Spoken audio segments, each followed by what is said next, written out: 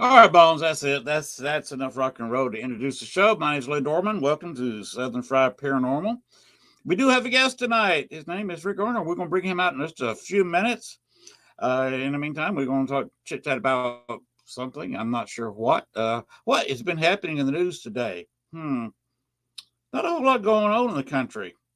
Uh, balloons, spy balloons, unidentified flying objects, and us shooting at them. Ooh. I'm going to ask Rick about those, how he feels about that. And anything else we can come up with. Ghost and Ghost. I'll talk a little bit. Got a little slow internet tonight, so till everybody gets off the phone, gets off their computer, and goes to bed. Okay, Lincoln County in Arkansas, please go to sleep so I can use the internet. Okay. Anyway, tell you a little something about our guest tonight.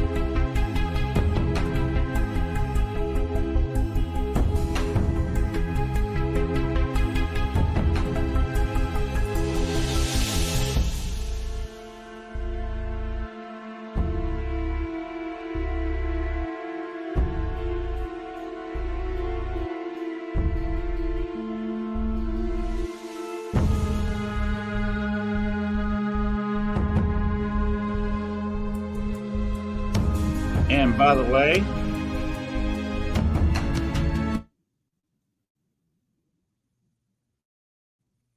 before I upset over Facebook, guess what? That music is provided by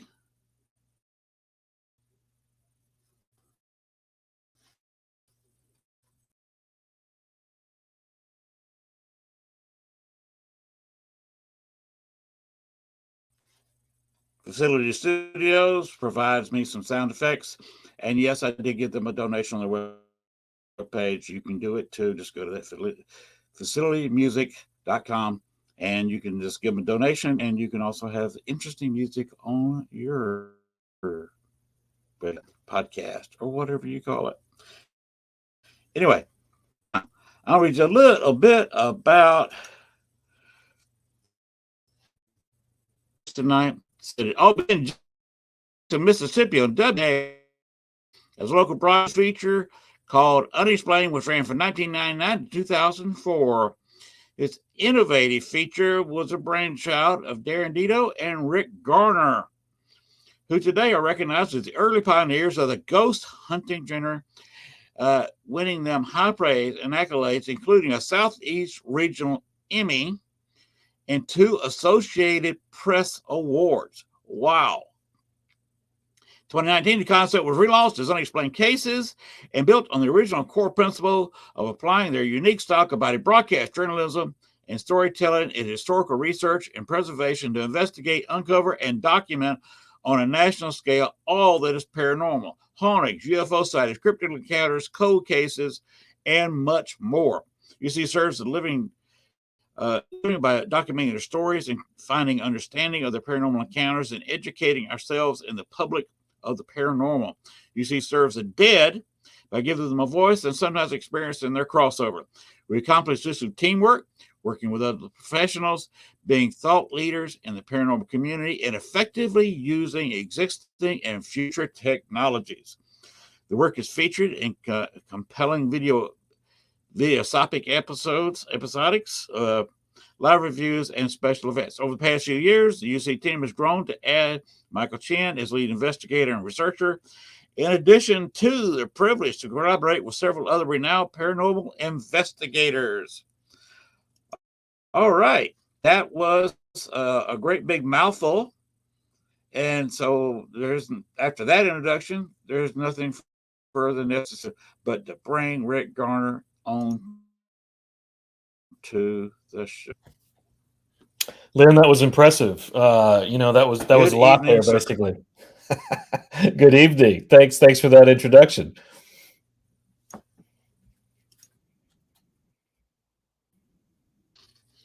All right, I did bring up the whatever it was we shot down. Yes. Using F-22s a couple times and once over Lake Huron. Mm-hmm. You have any theories of just what the hell our Air Force is, one of Canada's NORAD, shot down? I think that's what everybody's trying to figure out. Ideas. Yeah, I think everybody's trying to figure that out, right?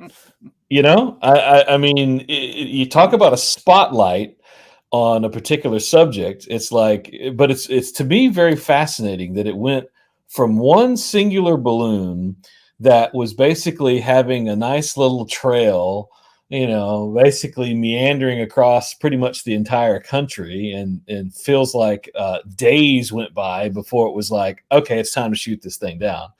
And then all of a sudden there was like, oh, there's this, oh, there's this, oh, there's that, oh, there's something over here. And it's like, oh, well, wait a minute. Were all these just magically just there the whole time? Or, what's going on? Right? So, right. I think that's the burning question. It's not a good day.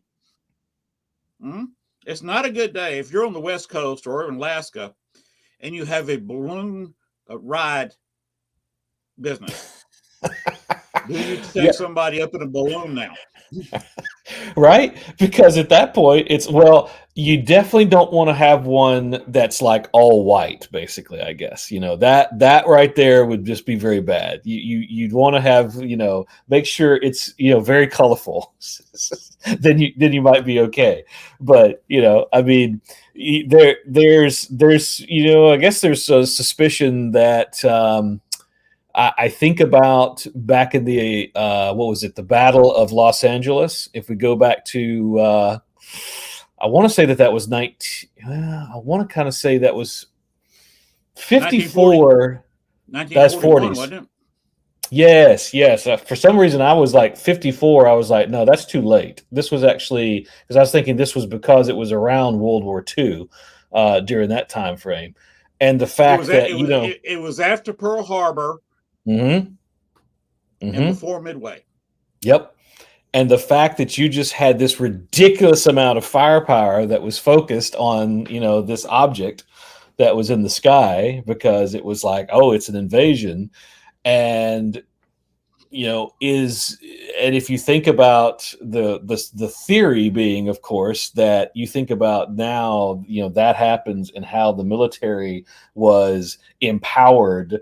And that was also when the U.S. was getting into the war. A speculation could be, oh, is that what's happening now? I mean, personally, it's like, well, now that kind of feels like that's getting into a little bit of politics. And I'm like thinking, I don't really see a current administration being that loving, that supportive, that bolstering of our military right now. So not really sure that theory would apply. But hey, you know what? That's why we're all trying to be sleuths, I guess.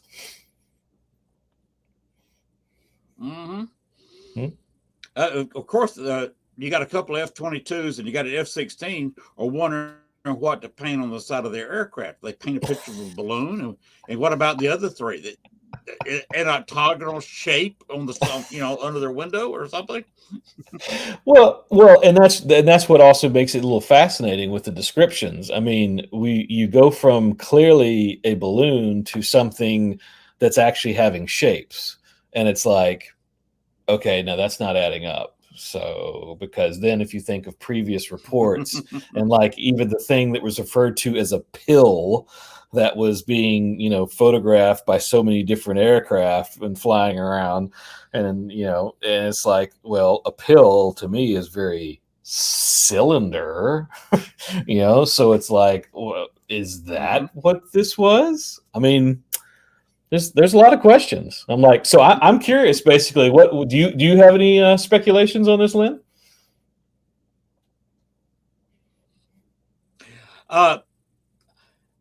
I'm hoping it's not private enterprise, an American company that they shot down some stuff of. Right. I'm hoping maybe they can find a made in China statement somewhere on the stuff they got. Mm-hmm. Right. Instead of made in USA, which would be sad. Yeah, for sure. Having Yep. our own Air Force shooting down our own balloons or whatever was up there. I don't know. Hopefully they'll come out in the next week or two and say what they found. Of course, one's at the bottom of Lake Huron, one's way up there in the Arctic Ocean, Mm-hmm. and another one is so far up the Yukon's butt that they're probably going to have a proctologist go to the Yukon and give it a prostate exam to find it. Well, and also, isn't that convenient too? Because if you want to get into the getting into the weeds of this, as we Southerners would say, it's like, well, that's nice. You're hundreds of feet in the water. You're out in the middle of remote area. Basically, you don't have to report on anything for days, weeks, even, basically, because it takes time to get there. It takes time to figure out and examine. That to me starts spelling like getting your story straight. Yeah. Of course, they're going to have to find a Navy SEAL dive team to go down in Lake Huron because that water's a bit nippy right now. Yes, exactly. You get up in those parts. Yes, that is very nippy.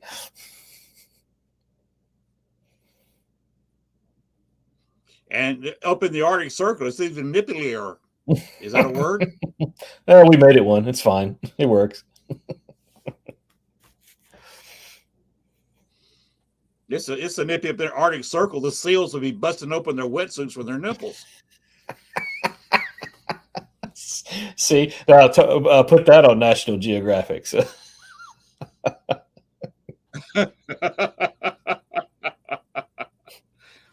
That's why they don't have women on SEAL teams. But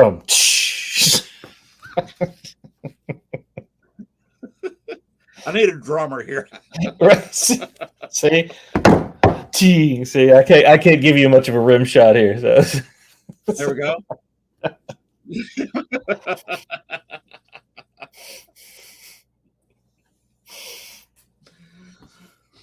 But about some of the things you've done, you do ghost hunting, I'm assuming.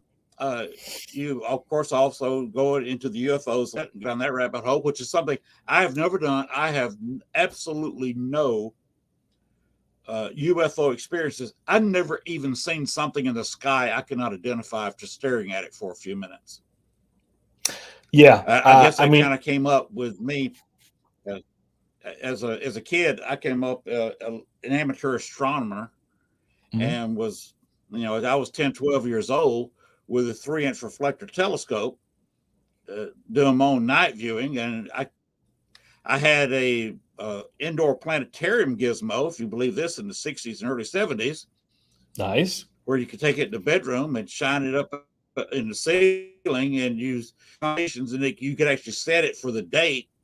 And I'd look at that for a night or two, day or two, and then go outside and look at the real thing. So I could, if the things is in or in the Great Bear or, or name your constellation here, I could find it. Mm-hmm. Very cool. I did all that looking. Mm-hmm. I had a horrible childhood. See, I don't know. I mean, that's starting to sound like even I didn't have some people could kind of put the glowing stars or whatever like that. I mean, it sounds like you had a nice little projection there. Basically, that's you that's kicked it up a notch there. What you can have Yes, on it your did. ceiling. See, that's pretty good. Yeah, so it sounds like in that particular case. Okay, Jerry Carter said, Oh yes, 1942. was Mm-hmm. talking about what we were talking about earlier. Mm-hmm. Oh Yeah, yeah. 1942, and he said, talking about some car accidents and a couple of deaths. Oh, here it is. February 1942. Hey, February 1942, talking about an even number of years from here. Being deaths, 3 in car accidents, 2 of heart attack. Damage from flying debris in the thousands. And They're of course, saying that they want to shot the balloons or whatever they're shooting at over water. mm-hmm. Well, and the amount of artillery and everything that was going on there is like I could imagine. I mean, debris from even just debris from shells and things that were being used. That's one of those events to where a lot of times people would be speculating that was a UFO, that was invasion basically, but then it all seems to be one of those things. Well, who wants to actually admit, hey, we did all this and oops, that was just a weather balloon. we, we wasted all that ammo on a balloon. Exactly. But you were talking about one congressman up today. He said there's got to be a more efficient way. But he said there's got to be a more efficient way than shooting down a $1,000 balloon with a $400,000 missile. Yeah, that's perspective there, right? Actually, all they need is to have is one good dart, and that would take care of it. So, tink. It'd have to be maybe a little bit bigger dart, Put strap a pretty big dart on a plane and shoot several that. U.S. senators. Have a very good slingshot. Yeah. Oh well, yes, exactly. U.S. senators want to shoot. They thought they could shoot it down with an AR-16 or M15 or whatever, AR-15. Of course, the first one was 60,000 feet up, and I don't think an AR-15's rounds are going to make it 60,000 feet into the air straight up. No. that requires a little bit more propulsion to reach that, basically. But I mean, sometimes it's kind of worth giving a shot there, basically. I mean, it's like I think I can hit that. But well, the balloon was 3 buses, 3 buses wide. Well, and yeah, so it's like if it's that big of a target, it's kind of like, come on, see, but it's funny that you were talking about how all this time you haven't you haven't seen any UFOs. I mean, that's the thing, right? Is like I think back to where now with our current show, we haven't actually. The most specific UFO related topic we've covered is related to the Phoenix Lights, which that alone is a fascinating story, just considering how many folks witnessed that basically when that occurred. And there was actually, what folks may not realize is there was a couple of different instances. There was the original one, which covered so many miles basically of territory, but then there was one that was like I think the difference is about a 2-year time span. That there then was another incident that was fairly similar, so they're tied together, But that's the one that we explored a little bit, basically, with talking with some folks who actually witnessed it and who still remember what they saw and experienced. And of course, that tried to be explained away. Like, one of the common things was it was flares. And it's just like I always love it when folks try to explain things away, basically, to where it was like, a flare. Any flare is going to have a certain property. I mean, basically, you're talking about something that is launched into the air and it's going to trail in a certain way, basically. And if you have lights that are actually hovering and are static and are moving, it's like that's not behaving like any type of flares that any vehicle is going to produce. But I love the explanations that are tossed out there, basically. But have not actually seen anything. When we originally launched the program, as you mentioned in the introduction, back in 2000, we talked with some folks in Mississippi. Variety of walks of life. A couple of them were even former sheriffs who definitely saw some things. I think a Flora, Mississippi sheriff was probably one of the craziest tales that I recall. Unfortunately, he's passed, but that was one of the things that I love about doing this is documenting these folks' story, basically. So it's like, they're captured, their story, their history, that moment is captured instead of being lost like it is sometimes if people don't get recorded. And Hubert Roberts, I still remember his name, basically talking about how he vividly remembered seeing this object sitting out in a field, hovering in a field, and then basically, when he kind of got close to it, it shot up, and then the next morning went back to even see burn marks in this pasture. Basically, is what it was. This cow pasture, this field. And that's something that we at the time he was a patrolman, and so then we're talking to him when he was a sheriff. So you're talking about like a good couple of decades had passed, and that memory was still very vivid for him, basically, of what he experienced. Mm-hmm. And that's what's always fascinating about these stories, basically. How, I mean, let's face it, it's one thing to see something in the air and be like, that doesn't look right. It's another thing to see something like what he saw, and you're like, what just happened? What did I just witness? Yes. Make you question yourself. See, yeah, I mean, even question your sanity a little bit there too, because that was one of the things in that interview. He said, exactly. he was like, I know, and this almost might be a quote if I remember it. Was definitely like, I know what I saw. I certainly wasn't drinking. I don't drink. I wasn't drunk when I saw that. I mean, he was basically like, I was completely sober and awake, and that's what happened. So, Yeah,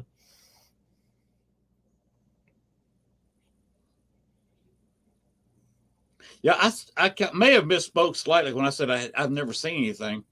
Mm-hmm. One thing I did, I was with a friend of mine in a trailer park that I lived in the late 90s.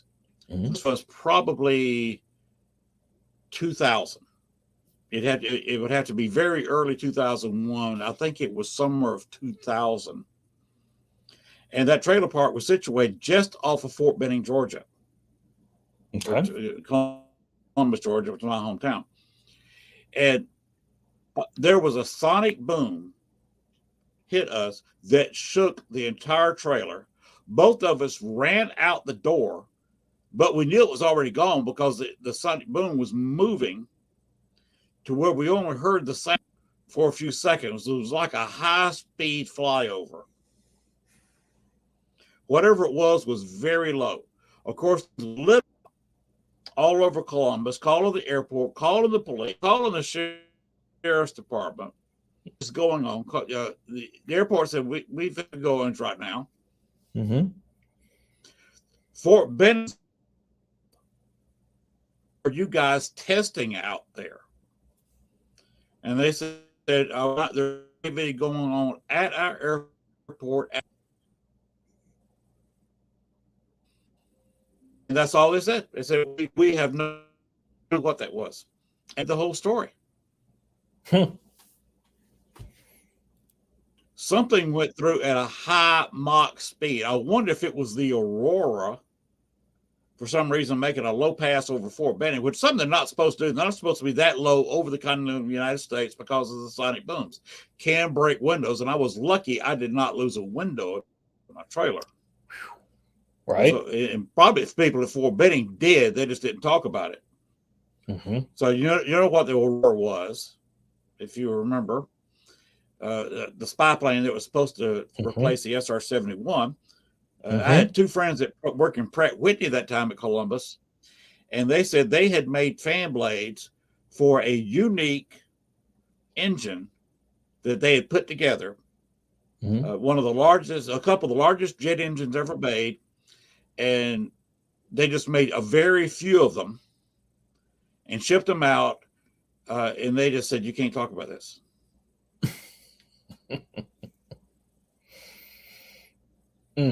Of course. So, of course, you can't talk about it. Did people? You're right. The Aurora was supposed to be a classified aircraft, and you weren't supposed to talk about it if anything to do with it. It's still a rumor. Nobody's ever seen it, but I will always question: did I hear one go by?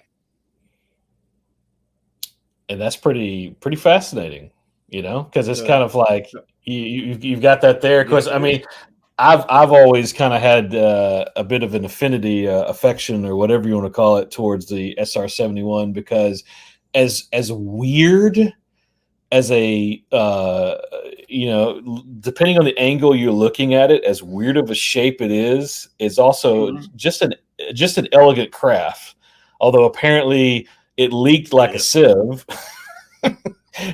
Basically with the design, leaking fuel and stuff like that, because it's kind of like one of those things to where under the right conditions, okay, now she's perfectly solid, but under wrong conditions, it's kind of like, okay, I've been flying high and now I'm going to basically dump my gas on your runway. So. Right. Now I knew a little story about the SR-71. When that was designed, of course, it was 60s design. One thing, a couple of things we lack in the United States. People say, we have everything. We got everything right here. No, we don't. Sure, we've got some oil. We got gold, silver, We've had a lot of minerals. We have no rare earths to speak of being mined in this country. We just don't have any. We just didn't win that lottery. Right. We also don't have chromium, which is why whoever's ruling Africa, which has got the largest chromium reserves, that's why we have to kiss their butts, regardless of who's running the country, apartheid or in the government, whatever. We've had to kiss their butt because you can't make a high performance prop engine without chromium, and you can't even attempt to make a jet engine without chromium. The only other major supplier, China has some, Russia has the other. Russia also has some of the only big reserves of one thing the SR-71 was made of: titanium. We bought titanium to make the SR-71s from Russia, lied to them that this was research about experimental airplane parts instead of making them out of aluminum. We were going to try a few parts made of titanium. So we lied to the Russians, big whoop there, and bought a whole bunch of titanium so we could build Russians. The Cold War times. Yes. That's a cute little story from the Cold War. Yeah. See, that's another thing with the Cold War. They came up with another plane, the MiG-25. That was actually faster than the SR-71. It wasn't maneuverable at all. You can't maneuver at Mach 3 or Mach 4. You just can't do it. You try to turn, you die. That's Right. it's just all over. But they got the MiG-25 to use as photo reconnaissance. Mm-hmm. And we wanted to see how they built it. Right. Because this is a bigger, tougher F-15 type looking plane in design. And it was a little bit ahead of us. And we said, okay, how did they build this? And a Russian pilot wanted to defect, gets in his MiG-25 and flies it to, I believe it was Japan, lands the thing, and of course asked to defect the United States, which we of course let him. Mm-hmm. Russia started raising hell about wanting their plane back. Brand new plane. They want it back. Sure. We wanted to find out how it was made. Mm-hmm. So we did standard compromise that people have worked out for hundreds of years. We gave them their plane back. After we took it apart, we shipped it to them in boxes. Disassembled every screw, every bolt on that plane to see how it was built. Copied the parts so we could make one of our own, Mm-hmm. and shipped their plane to them in crates. Yep. Didn't even try to bother putting it back together. See, well, at that point, it's kind of like, Yay, cold. You put it back together yourself. Basically, we're giving it back to you though. So I'd forgotten about that story. We did what they asked. Mm-hmm. True story. See, yes. That's how they say there's more than one way to skin a cat. You know. I personally never tried that, so I can't vouch for that rumor. Yeah, that's one that I hope is true, and not just a rumor. That's where you kind of hope that that's actually a true story, right? Mm-hmm. So that's one other thing about Fort Benning, Georgia, where I live. There was, of course, several military people living there, and one of them was a supply sergeant that we were friends. We used to hit some of the bars around there. Mm-hmm. Anyway, I was out in my yard doing some work, and of course, I heard Fort Benning making noise. So I got the listening ear for airplanes, and I could identify every plane that I heard. Oh, so I asked him. I heard this for a long time. I asked him what was going on at Fort Benning today. He said nothing. I said, yes, there was. It's the airport. I heard a jet that sounded like it was a C-141, and definitely some of the Hercules, the C-130s, aircraft warming up. And in several hours, it sounded like several of them were launched. So I'm assuming you were dropping some paratroopers. Was there a great big training out there today or something? He said, no, there was absolutely nothing going on. I know something was going on because I heard it. Over a long period of time, I heard it. No, there was nothing going on. They didn't fly a plane today out at the airport. Dude, we're nowhere near the Columbus airport. That's on way miles away from town. Right. I said, yours is the only airport here. Used several C-130s and maybe a C-141. And those are transport planes, probably for parachute practice, because Fort Benning is the home of the Rangers. They have the jump towers in the U.S. military out there. Mm-hmm. He finally admitted, okay, there may have been a practice. He come back the next day and said, oh, you were talking about yesterday. There was a practice. Yes, there was a practice of jumping at Fort Benning yesterday. He said, and how the hell did you know what kind of planes there was launching? I said, every plane makes a unique sound. All you got to do is have a trained ear and listen. Mm-hmm. He said, okay, I checked. There was an exercise. That's all I can say. Everything else is classified. Okay. Oh. within 2 years, for one, within a year, he moved out of the trailer park. Within 2 years, the trailer park was closed. Oh. A business that was on the far between Fort Benning, Georgia, and the trailer park got closed, and all of their stuff. They had 20 or 30 acres covered with junk that must have totally weighed tons. All of a sudden, this stuff is moved and gone. There were two bars down at the end of this road past this business I'm talking about, even closer to Fort Benning. All of a sudden, they get offers to buy the bar. One bar sells out. The other bar was hesitating when I left.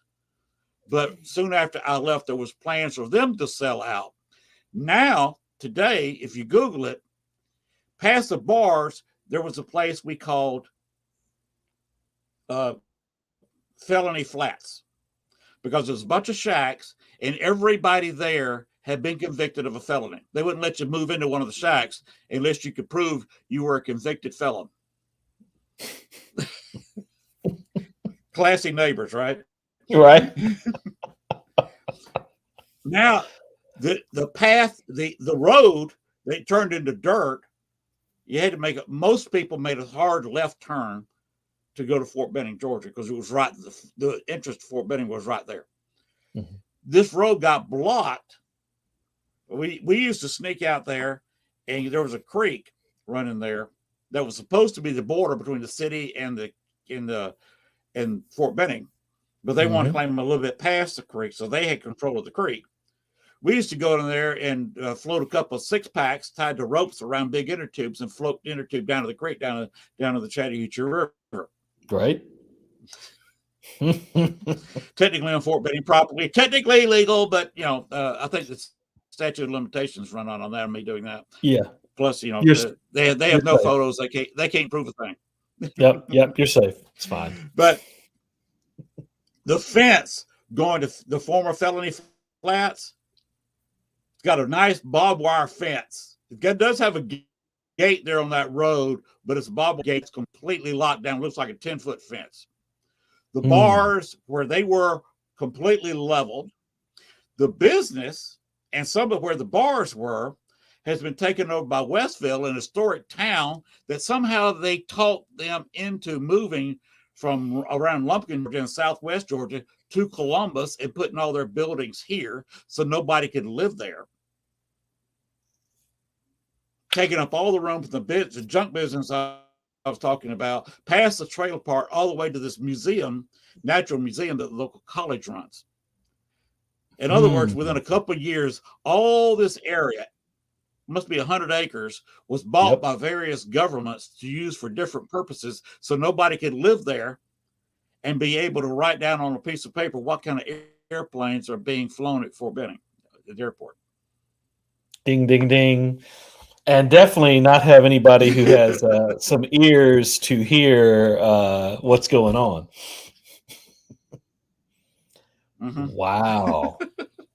Wow. So, all that got classified so quick. I don't know where they went to practice their parajumps, but that was this classified that caused this much hullabaloo and spent millions of dollars moving all this stuff around. The owner of the trailer park got screwed over because he'd only owned it a year or two. Wow. See, I mean, and that's what's fascinating about that, to where, you that there's other examples of that. And I mean, granted, you want to basically, make almost an Area 51 type of, conspiracy out of it. But then at the reality is, it's like, you have a base. They're doing sensitive stuff. So it makes sense to where, like, I could imagine word getting back to them to being like, hey, someone figured out that you're up to something. It's like, oh, well, okay. So then we're going to basically expand our reach all the way out to here. Let's start. You see, we're going to buy that. We're going to doze that. We're going to buy this. We're going to bulldoze that. We're going to,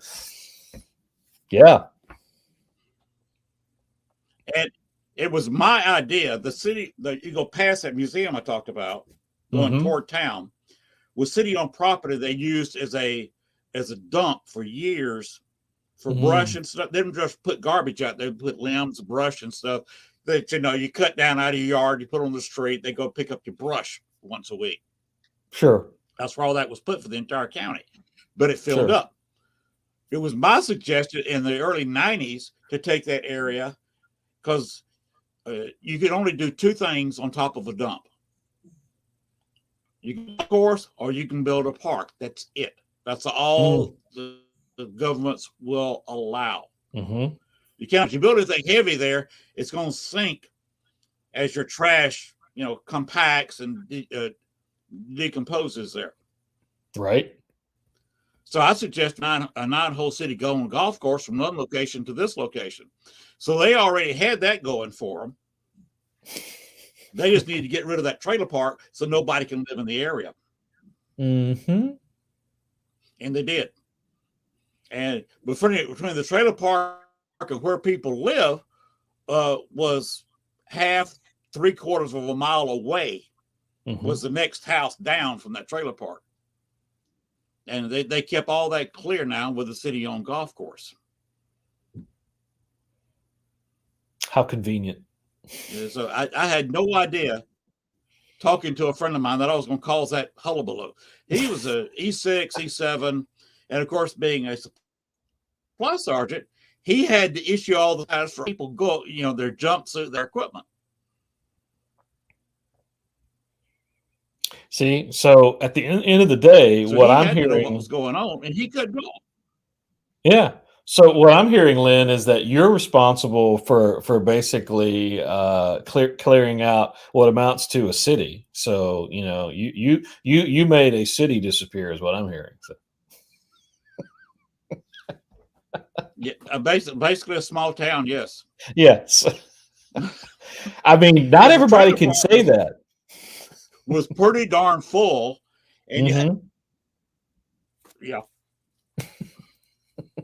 Well, the reason I moved the golf course there back in the early '90s, I suggested that, and they put me in charge of it. And I sold the whole city of Columbus into increasing their sales tax by 1 cent. See, pennies matter. A new golf course. Yes, we built a new golf course, a 10-mile long river walk. They spent $1 million on the local football stadium. They spent several baseball park. We had a civic center. We called it the auditorium. Now it's called a civic. About tripled it in size. We put it big enough so we could put a frozen hockey rink and put the freezing elements inside the concrete, so they could actually have a hockey game there. And they did have a minor league hockey team there for a while. Nice. Columbus, Georgia actually bought us. That's on me. I'm sorry, guys. And we actually put a bid in for the '96 softball games there from the '96 Olympics in our minor league baseball park. So yeah, I did that too. Sorry. And it was also my fault that the immediate command general, who was retiring, 2-star general, to come over, because I said, you got to have somebody who's known internationally. This is a big international thing. You need somebody bigger than nobody like me. So why don't we get a general to run it as a retiring general and the city job at a general's type pay to take over running sports in the entire city once he got this project over. So it was kind of he did the Olympics basically for free as a volunteer, and then immediately went to a new office they had set up for governing sports in the entire city. See, I think all your secrets may be coming out. Me. I think, I'm not sure if you've had an opportunity to share this before, but I'm like all your secrets. These are no longer unexplained cases, and if people thought that they were before, we've now explained them. We can close the books. Yes. We found out And who Mr. X since is. It's Lynn Dorman. I left town, me. Later, they extended, because it was only for a short time. They extended twice the sales tax and built a soccer center. Built a 5 or 6 a 6-field complex for softball, and then they put a 2,500 seat around one of the fields, and then they built a soccer complex with 5 or 6 fields. They built that. Hey, the police loved it. They got a new headquarters, and the fire department loved that because they were able to consolidate all their offices scattered all over the city into one headquarters. Everybody wins. And the population strangely increased when I left in 2001 from about 175,000 to today about 193,000 people. Mm-hmm. So see what happens when you leave? Yeah. You were holding up about 30,000 people from coming in there. So yeah. See, I'm impressed basically, man. So I mean, that's all. Yeah, I guess I should on your show. is this See, I mean, I had no idea that you had, all this ability and all this stuff here going on. So it's like, man, look at that. Well, I was taught how to speak in college, and I took several Dale Carnegie courses. Of course, that's why I can sit here and talk to you, and Mm-hmm. I don't miss thoughts too much. I don't say, mostly that's to lay here in the internet. Mm-hmm. Because I took speech courses. I can get up in front of somebody and ramble on for an hour about something. And Right. I have done it before. I was also a JC, which is Junior Chamber of Commerce, and I used to tour the state speaking to cities in front of a couple hundred people at a JC meeting that I'd never met before, and would sit there with no notes and come up with an hour-long speech. See, that's known as the You've met gift of Georgians gab. before. We're all long-winded. Yeah, most Georgians have it. We're kind of born with it. See, well, and Jimmy basically being Carter from Georgia. Mm-hmm. Mm-hmm. But do what? See, I was agreeing basically, yeah, for sure. For the fact that he was able to take that ability all the way to the White House. Yes, and well, there's another gentleman. If you watch MSNBC at your time, 6 o'clock in the morning, I'm at 5 for the Morning Joe with Joe Scarborough. Mm-hmm. Now, sure, when he was in Congress, he ran Northwest Florida, up there in the Panhandle, but he was born outside of Atlanta, Georgia. There you go. Well, I also think that's a requirement of Mississippians, basically, or anyone from the South, basically, having the ability to, tell a long yarn there. Basically, that's it's kind of a gift. So, yeah. I think Mark Twain kind of started it. Yes. Because that's how he made his living, talking about Southern stories when he went out west. Then he came back east and made long tales about the West. See, that's adaptability right there.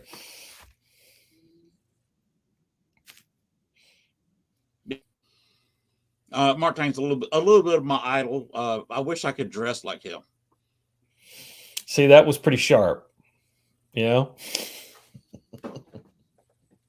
Mm-hmm. Now, how one other thing in conspiracy. Uh, have you ever heard of the Marnie Yang case? So that sounds familiar, but you're going to have to refresh me on that one. Okay, Chicago. Hmm. She was accused and convicted of killing a guy she went out with, fiance, pregnant fiance. She got convicted of premeditated murder and premeditated infanticide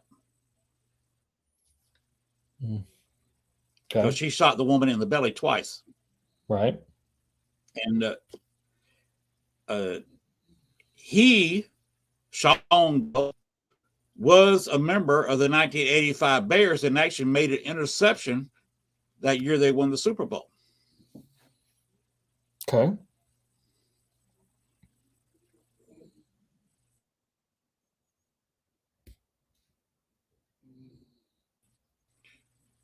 What was the trial?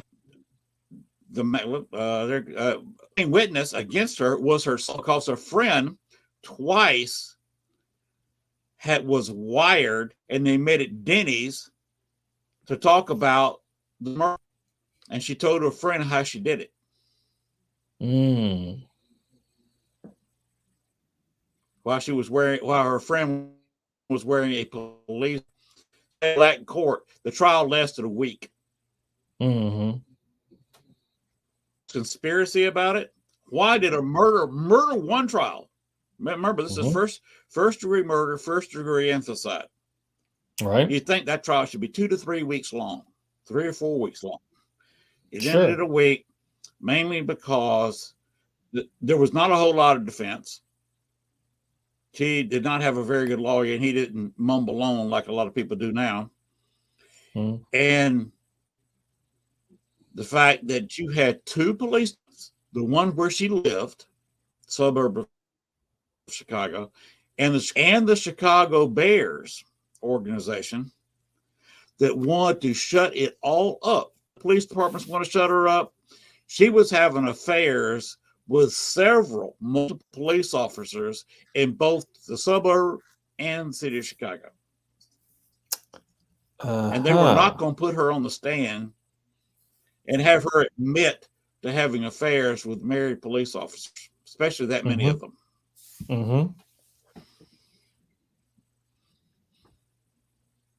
And that's another where I can sit here operate on camera, and I'm calm, cool, and collected because I got on 2020. Where's my finger? There it is. 2020. Mm-hmm. True Crime, which Mm-hmm. is a minor channel, and it's also on YouTube. They're on YouTube channel.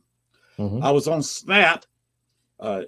They had a survey on YouTube about what was the most popular Snapped episode in history last year, and the number 15 in popularity is most popular Snapped episodes ever.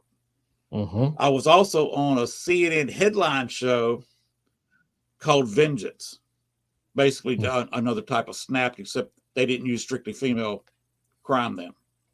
Right. So that's why everybody said, how come you're so calm, cool, and collected with a camera on you? Mm-hmm. I've had bigger cameras than this on me. Indeed. Wow, man. So if you ever look in that case, I provided the video and the pictures of her because I did a photo shoot with her about 6 months before she committed the crime. Wow.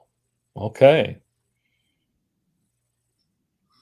See, that's interesting in the fact that it's how you're tied there. Basically, it's like you're doing this one thing, and then it erupts into this whole entire criminal situation. Mm-hmm. It's my life was a little nutty, and of course, there's more than one reason I moved to Arkansas. That was a minor one. Mm. Okay. Another reason is I live in one of the cheapest counties to live in the entire United States. 7 years ago, we bought this house I'm sitting in, $1,500. Wow. Mm-hmm. Had There's to a do lot some to be work on it. said about Basically, the I cost of paid living. more. Yes, I paid the going price for 4 acres of land. The house was free. Wow. That's a good deal. And the house in Chicago was costing us about 20 some odd, about $2,600 months. Mm-hmm. Oh yeah. See, that's where there's a lot to be said So of getting out we went of from urban areas and getting into the country, wherever that may be. And I say the mhm. country. I had to put a little air quotes under that. It's amazing how cost of living changes, and it's you reap the rewards of also, having a lot of space, nature, you know, good neighbors, or they're good neighbors because they're way away.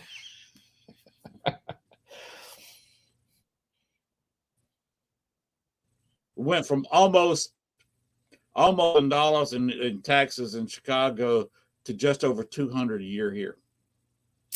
Wow. So that's why. Now, what else is that you have teamed up with a few friends, and Hmm. uh, what's a good place? Where was your best experience? Well, so I've been asked that before, and I guess I'd probably give maybe the same answer that Darren, and I guess to just kind of give a lay of the land of how we're set up. So Darren Dito and I basically put this together back at the CBS affiliate in Jackson, Mississippi, WJTV 12. That was around 2000 is when we kind of stumbled on this idea. And back then, we I mean, basically to give it a little bit of context. So broadcast news, and it's pretty much the same today. Broadcast news stations, they every time around Halloween, there's always the stories. There's always some little local stories. They can be cheesy, they can be a little quaint. Everyone does it. Even networks do it and stuff like that. But I'm talking about local stations. They'll always find something. So that's why in 2000, Darren had initially gone out and done a series that was called like Ghost Hunt, and it was like about like probably like 3 different stories. And that's when, after doing that, we started talking. It's like, well, why don't we pitch the news director an idea to do this thing on a monthly basis and make it a little bit bigger than the average 90 seconds that your average broadcast news story is going to last. Let's see if we can get a little bit longer. And they ended up granting us up to 5 minutes, which is actually a whole block during a newscast. Most of ours were somewhere between like 3 and 5 minutes long. And during 2001, that's where I think most of the time, Darren, who's in Washington State right now, and I'm in Maryland, so we're on opposite sides of the country. But then being in Mississippi in 2001, one of the places we visited was called Marihope Mansion in Meridian, Mississippi. Now, here's a perspective that a lot of people can't appreciate now Yeah. is during that time,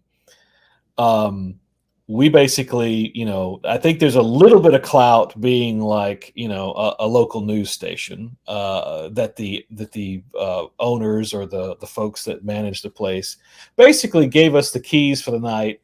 Because I remember there was a couple of ladies and they're like, listen, we don't stay past 5 o'clock. class closing. They don't stay there. Basically, they lock the place up and they're gone. They're like, here's the keys, y'all enjoy. Because we basically, to do this investigation, we're going to be, locked in there. And it was Darren, myself, and a photographer by the name of Rob Ruffin. And he actually lives in Laurel, Mississippi these days. But we were left there, and that's unheard of. And there was no charge. I mean, today, of course, if you're going to, first off, no one would just give you the keys to a place, and then second off, there would definitely be a charge for it, right? So we had the run of the place, and and basically Mary Hope to me is kind of like that classic. I guess I'd call it the classic antebellum look. Like if you say an antebellum house, there, your mind might instantly think of like columns and a white kind of square structure. I mean, they all kind of have obviously a lot of flair, but there's a basic feel to them, right? And still quite beautiful mansion there, right? And so we're coming into there knowing that there's a couple of tales. There's the tale of Eugene Gary, who was part of the family that lived there, and basically that she died, in the mansion, and that she's supposed to have been seen, and she's supposed to be there, and especially when a picture of her was hung on the wall. That picture might fall off the wall, accounts like that. But then the mansion I believe in the 1940s was turned into kind of like an apartment type of situation. Like a lot of these houses, after you get past, after families move out and, someone else is in there, then sometimes it's like, well, how to make money and take care of this place? Well, we're turning it into apartments, and even build it so several people could stay there. And in this case, Marcus was his name. I don't recall his last name, but Marcus was a gentleman who stayed in the one of the upper floor rooms, and he committed suicide. And the accounts were that he would walk. People who were downstairs would hear walking. There would be doors slamming. Marcus was a little bit more agitated. Whereas Eugene was basically very genteel and might just, knock a painting off the wall. Marcus is basically stomping around and slamming doors upstairs. So, at that point, of course, definitely being young in the investigative field, of course, there also wasn't, you think about today, the amount of shows that are out there, it's really oversaturated. It's kind of like you can't, throw a stick without without hitting a show, basically. See, I get to bring out all my Southern stayings, basically, with you. I don't often have the pleasure of having a good Southerner, basically, to chat with. So I appreciate that. But, then there was MTV's Fear, which I still appreciate that show with its design, basically. And if you're not that familiar with that, or if anyone watching isn't, it's kind of like, look it up, because to me, the episodes are out there, and I still appreciate their whole concept of what they did. But that was on at the time. And then there was X-Files, I think, that was going on at the time. And then maybe there was like a Haunting, which I think might still be in production, maybe, but it certainly had a bunch of seasons. But that was it. I mean, there was not this whole plethora of, all these shows going on. And so we basically had an EMF detector. And then, of course, I was coming in with the concept of course, we're broadcasters, so we have cassette recordings to be able to basically do, EVP sessions. And then we have all of our cameras. And so we weren't going any more details than basically, EMF, EVP, and maybe if we caught something on camera. Excuse me. So at that point, we're basically, we've toured the place. We've, gone around. We've been listening, whatever.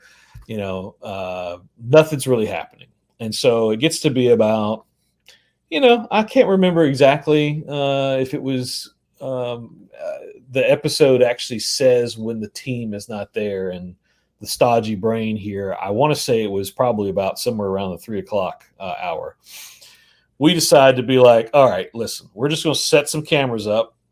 We're going to turn them on, and we're going to lock the place up, and we're going to go down to a gas station and grab some snacks and, sodas and whatever like that. Take a break and come back. So we're only gone about 20 minutes. Oh, but you were hungry enough, go to the gas station, eat a gas station sandwich. Well, I don't think I've ever been that hungry, Lynn, because that to me is a special level of hunger. I think this was kind of more like some Coke and chips kind of thing, because if you're hungry enough to get a gas station sandwich, then I don't know. At that point, you might better eat your shoe. It could be just as good, but that's just me. So that would be some soul food. But so we come back, right, and at some point, I think we're still, basically kind of tired, and we all still have cameras set up. But I also remember that we were sitting around in the dark, basically listening. It's kind of one of those things. But here it is, getting late, and we doze off. And I just remember it's kind of like that. You're asleep, and I mean, sometimes, let's face it, if noise is going on, I think you could kind of simplify it. You're going to wake up one of two ways, right? Either something's going to be like really, loud enough to startle you, and you're being like, "What the heck was that? What's going on?" What's that type of thing, or you kind of slowly come out of it, and you're like, "All right, was that something? Was I hearing something?" And so I was that one. I was the latter one, basically. But at that point, Darren and Rob were already talking. So I don't know if I was waking up to hearing something because I thought I heard something, but I'm like, was I dreaming it? Or was I waking up because I heard them whispering, basically, right? Now, I don't even comprehend all what's said until I watch the video, review all the tapes afterwards. And what is heard is, if you could... And I mean, I don't know how this is going to come across on the mics, basically, but it sounded like there was this like banging on the walls going on. And I think it was like Rob was like, "What is that?" And Darren was like, "That's what woke me up." And at that point, I'm probably conscious, and I'm like, I'm not hearing anything, but it's like all that got recorded on the cameras, basically, and it is like someone is just slapping the stew out of the walls around us, basically. But none of us comprehended it being that loud. It was almost as if like we barely heard anything, but the camera is basically getting all that. So we end up going upstairs, and this was one of those moments I was so glad that I had, if you think about, especially at that time, a field camera is a pretty large device. Like right now, you see guys, in the field, and, technology has shrunk. It's still something that's shoulder mounted, or they can put on a tripod. It ain't nothing as heavy as they were at this point. And even though we're talking about, 2000 here, 2001. And I'm following Darren because we're hearing at the top of this mansion,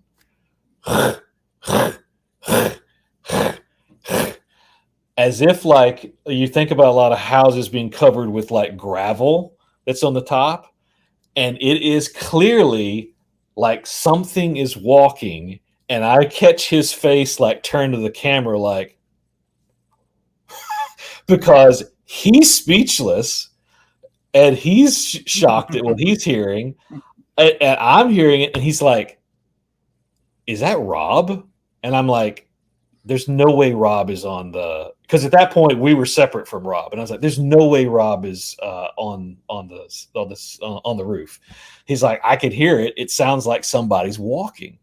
And so, of course, we go outside, and we're just basically trying to shine a light and try to look, because it's you're doing all the stuff to be like. He and I both heard what clearly sounded like somebody walking, and we're thinking, well, okay, could it have been an animal? And I'm like, that would have had to been like a 5-point buck.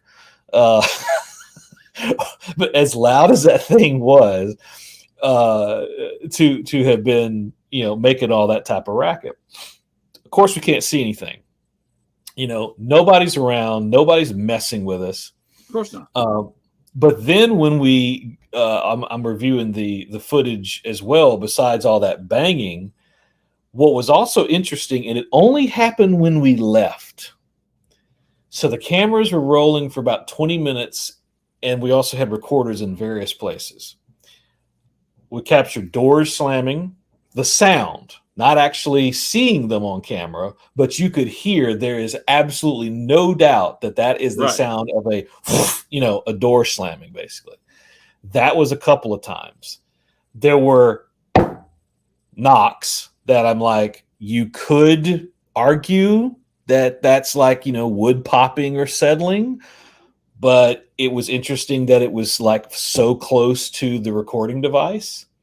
Or even like thumps, basically that it almost sounded like if somebody took a finger and thumped it next to the mic, next to the wood, like I had it on a mantle of a fireplace, and it just sounded like, wow, right next to it. All of this happening while we were gone. But the walking, well, to be fully conscious and aware, the walking on the roof, I was like, okay, now that's crazy. There's absolutely no explanation for that. And, of all the different cases we did then and even now, to actually have something happening live. And unfortunately, with my, the camera I had did not have a sensitive enough mic. It was sensitive enough to record me and Darren standing about, 3 feet away from me, 4 feet. But there's no way it could have picked up that sound. It just wasn't designed for that. So that was unfortunate, but I know what I heard, and he know what he heard, and so that's where I'm like, Marihope will live in infamy for that.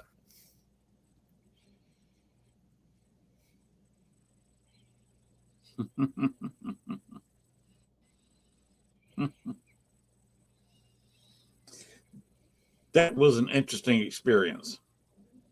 Oh, yes.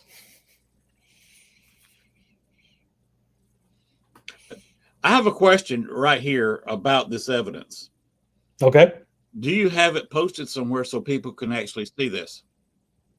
Yes. So the site that you're scrolling down there, Unexplained Cases, basically that is where all of our cases exist. To find that particular story, all you have to do is just type Marihope, which is MERR. MERREHOPE. Had to think about it. Or you could even put in Meridian as well to bring that up. And that has the video. Now, unfortunately, this was the encode at the time. So, all of our video is HD today. At that time, it was basically made for a 56K or a what was it, 56K and 100, I forget the other equivalent that went to 100, because 56 was low and 120 or something like that. So kids, that was the exciting level of speed back then. Because you still had the modem speeds, and then they were just coming into the high speed internet. So it's a little small on the video. But the beautiful thing is that a much cleaner version exist, and you can find this also at our main website, is part of a 30-minute special that we did.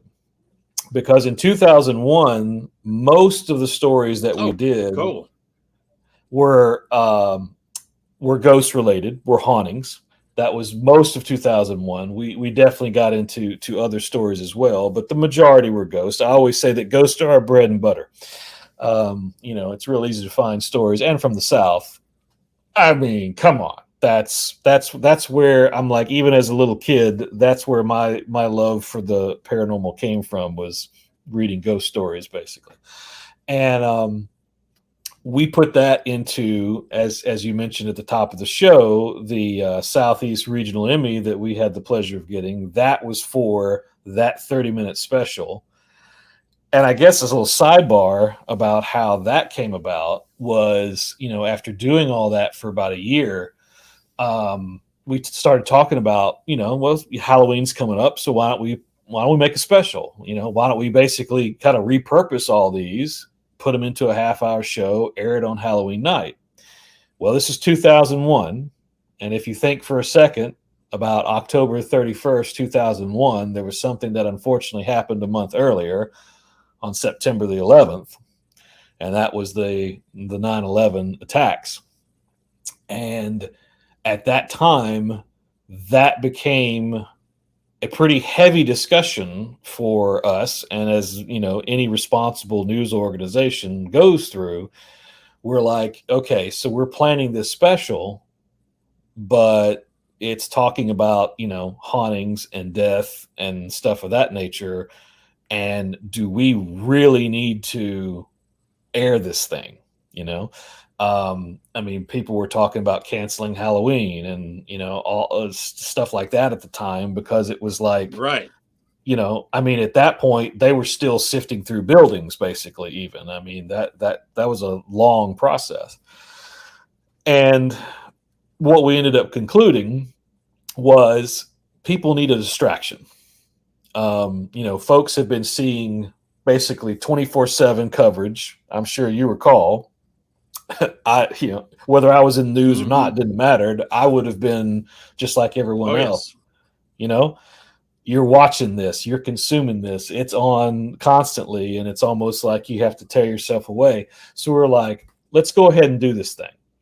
And so Mare Hope, as well as a lot of other our cases, were featured in that 30-minute special. And that was the one and only one with Darren. He basically went on to other markets after that. We did 2 more half-hour specials with another gentleman by the name of Jeff Rent.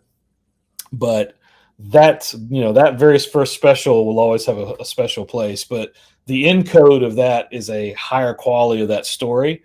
And so it's called Unexplained Haunts.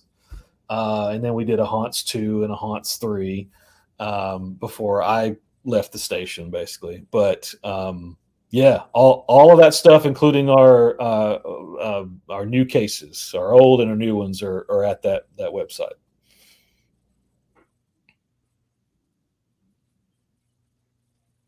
Oh, okay. I asked that was honest with you, I stole the question from Dave Scott. They used to Okay. watch this. You heard of him, haven't you? Yes. Mm-hmm.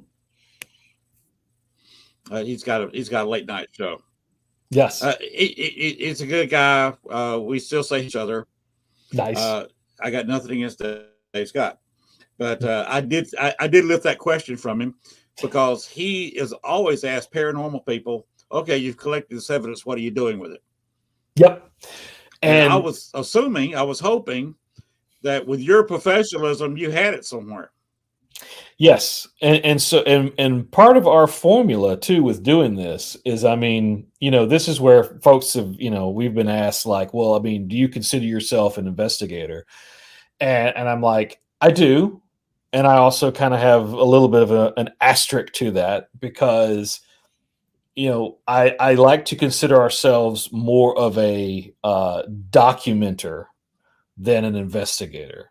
And what that means is like, our first role, and when we first got into this, and to me, that still remains true, is that a lot of investigators, it's a hobby and it's what they do. And, you learn from others and you learn from experiences. You don't necessarily have to have a show. It's not about the show. It's about, you're trying to understand something. You're trying to, have a better understanding about what's this crazy stuff that Exactly. either they've experienced or other people have experienced. The shows help, and this is unfortunately where we could go down a long rabbit hole about how shows have gotten, whether it's YouTube or whether it's network, have gotten to be like, it's all about the views, it's all about the, everything's a demon, it's all about, sensationalism or whatever, because they're trying to get, more attention. But if you're collecting real evidence, then if you're sticking true to being a researcher, a documenter, an investigator, whatever you want to call, all the above or any, then you want to present it in its raw form, maybe even enhanced so people can experience. And I always enjoyed basically saying, like, here it is, here's what we think it is, but what do you think? Because frankly, sometimes a Exactly. person can hear something different. I've heard an EVP say one thing and someone else could say, like, well, it kind of sounds like, something entirely different, which I also find fascinating, because I'm like, I am positive that that's what I'm hearing, but then someone else was like, well, it kind of sounds like this. And I'm like, then I listen to it. And I'm like, huh, never heard that before you said it. So then you're like thinking, is in those cases, I mean, that's not really a class A EVP, because that's like beyond a shadow of a doubt, that's like you and I talking here. But if it's B or C kind of thing, there's that room of doubt, or filling in the void.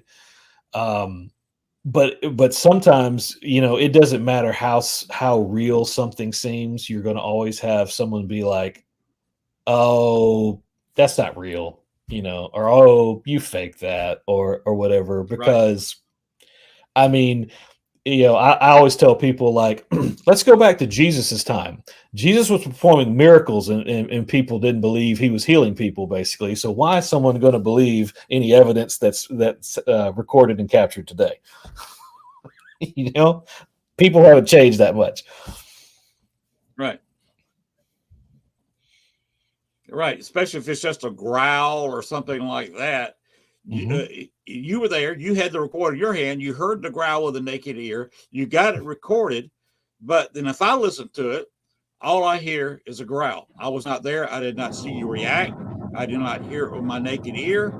Right. I cannot vouch if you were in the room alone. Yep. What is Exactly. that noise? Oh, I'm sorry. I hope that wasn't coming over too loud. That will lessen in a moment. That's my a shower above me.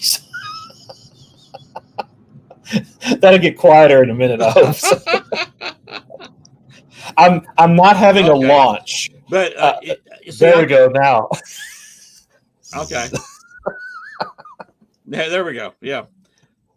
Because I can't vouch. It may sound good, but I can't vouch that you didn't fake it because I wasn't there. Sure. People have asked my opinion and stuff. I said I can't say yay or nay because I did not see this happen. Exactly.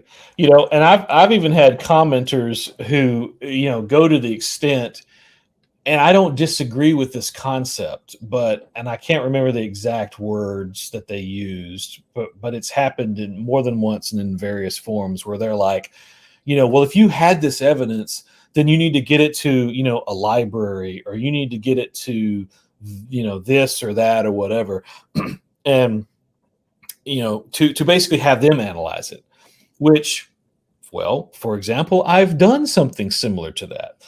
So this goes back to the story of Creek Boy, as he is affectionately known.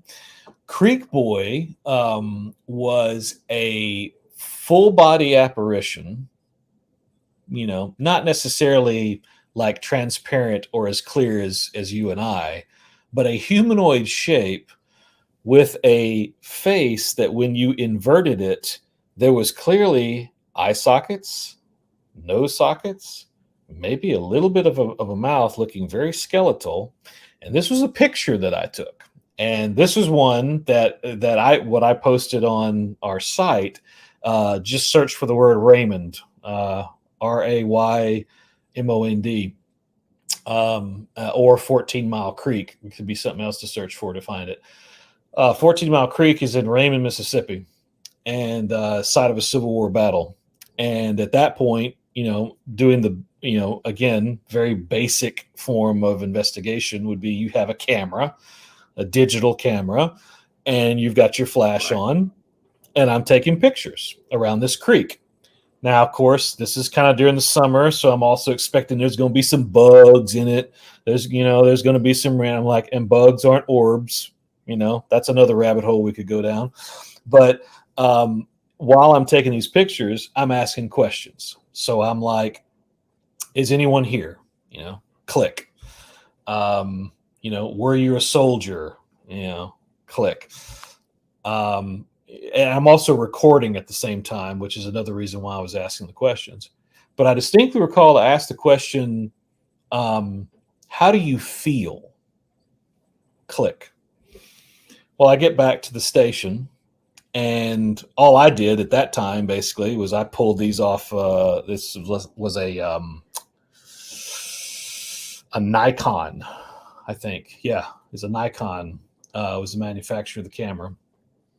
Pull it off of there and put it into Photoshop. And I just would turn up and these, of course, being at night, I would turn up the brightness and I'd turn up the contrast. Well, the moment that I turn up the brightness, this figure is clearly revealed about 20 feet away from me. I'm standing on a bridge, kind of like what used to be a road that's no longer used as a road, and it's a concrete bridge. So the creek is only about 10 feet at most below me. And this figure is standing there looking at me. And I start, contrast, brightness, and I'm like, that's not a tree. That's what the crap am I looking at? And so I also then flip it to the negative, and that's when I see this almost skeletal face. And so I'm like, oh my God, I have actually got the most incredible picture that I have ever captured. And so part of the aftermath of that was I sent it to Kodak, just because, when you think about photography, you think about Kodak, certainly during that time anyway. And I sent it to Nikon, who made the camera, because I wanted to say, I have this picture. What do you guys think it is? Both of them came back with, it is an electronic artifact.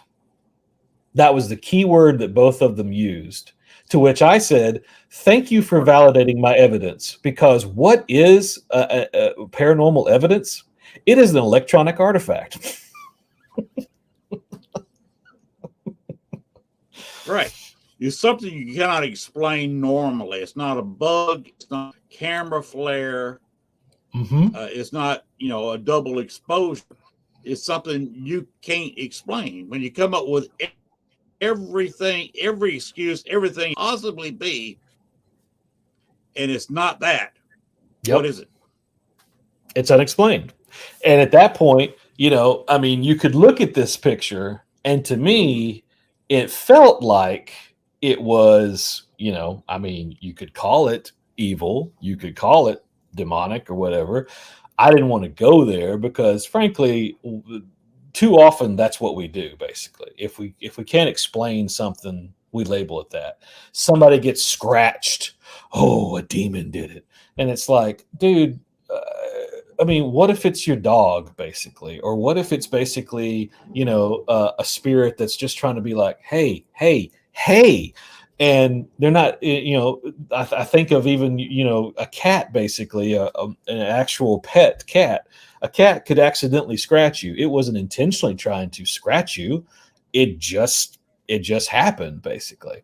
So, in that particular sense, you have this evidence and you don't necessarily want to immediately jump to a conclusion because you really don't know what the intent was. And in this case, I was more inclined to say, I don't know what or who this is, but it's definitely unexplained. And eventually, we had a medium that was on our team, Miriam Faresh, who she looked at it, and basically her conclusion. And again, I look at this as like, mediums are another tool, another piece of evidence. You or I could have a disagreement or an opinion that's different from what they're saying, but her conclusion was that this was a soldier. And then this whole backstory started coming forward where this guy was still there because he felt guilty because his friend, basically a close friend of his, he saw get killed, that he could not help him. I mean, the battle was going on. He wanted to keep him safe. He couldn't help him. He got killed. And then, this soldier actually got killed after that. And he was basically stuck there in his, his choosing, his grief, his guilt, whatever you want to say. And that's why he was there. And that's what he looked like, which to me, I'm like, if someone is basically riddled with guilt and remorse and stuff like that, yeah, they might look like, a skeletal figure. All right. Let me stop you there for just a second. I need to do a little bit of. Hang on. If you got a comment to anything I show or say, feel free to do so. Right now, as soon as it pops up, this Spirits in the Spring 2023, Paraflix and the Shadowhunters Expedition Entity. This spring. Personally, I am not going to be there this particular one. Another one from Expedition Entity. This is Broadhead Manor. This is a show they actually have on Paraflix. They're investigating this location. There's also an episode in their show. Talking about shows, everybody's got one nowadays. Another one, and this is the Paracon joining us in 2023. September 15th through 16th. This is a little bit further along. They're going to have quite a few people there. It's not filled out yet. They're still looking for vendors. Of course, the contact information is right there. You can freeze the video and see that. Another one sponsored by Paraflix is this one. I've got a kind of a small screen, and there's some monetary figures there, over 10 speakers. Of course, that's 10 a.m. to 6 p.m. They got over 30 vendors, and you can see who's there if you've got a big screen, and I do not. So and isn't it nice to have all these events coming back? I have a teeny. Yes. Thank God Corona is taking to stage left and getting out of here. For sure. Of course, this is the Broadhead Manor. The event will be held there at Broadhead Manor, April 22nd at 10 a.m. to 6 p.m. And there's a $10 and with food donation, $20 without a food donation. That is, they're raising money for food for their event. Now, this next one is an event I was going to try to be at, but I'm not sure now. Things take precedence. This is a Dave Guzman. It's Supernatural Adventures. That's not the one I was looking for. This is more the one I was looking for. Mm-hmm. This is New Orleans Fear Fest. I will be there in October in New Orleans. Are you going to this? You're not. You going to coming down to Mississippi during this time, and can make it to New. That's one of the things that the only events that I know that we're going to be at, and I'm excited for the fact that it's coming back, is Pennhurst. They're actually having their Paracon. Yes. So that we definitely have plans to be there for that one. All these other ones are exciting, and I'm glad to see them, but don't have any plans to be at anything but besides Pennhurst. But that was another one that in 2019, that's the last time they had one, and I was glad I went to it because I got some evidence just by being at the Paracon.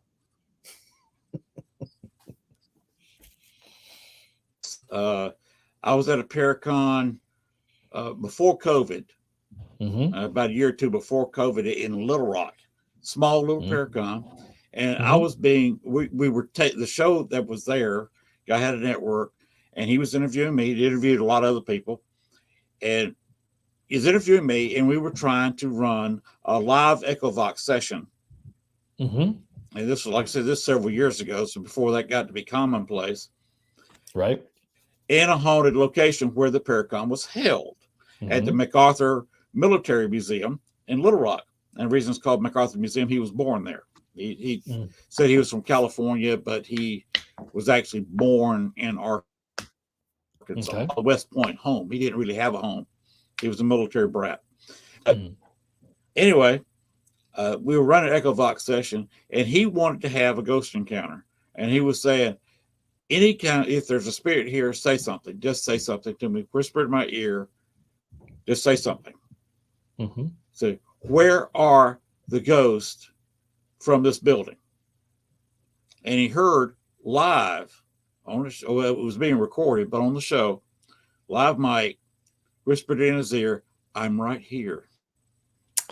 Oh, yes. He later showed that. He wanted a paranormal experience. He couldn't handle it. So he shut off all his equipment, grabbed himself a pack of cigarettes, couldn't smoke inside, and smoked half a pack of cigarettes, and was about 45 minutes to get to the building.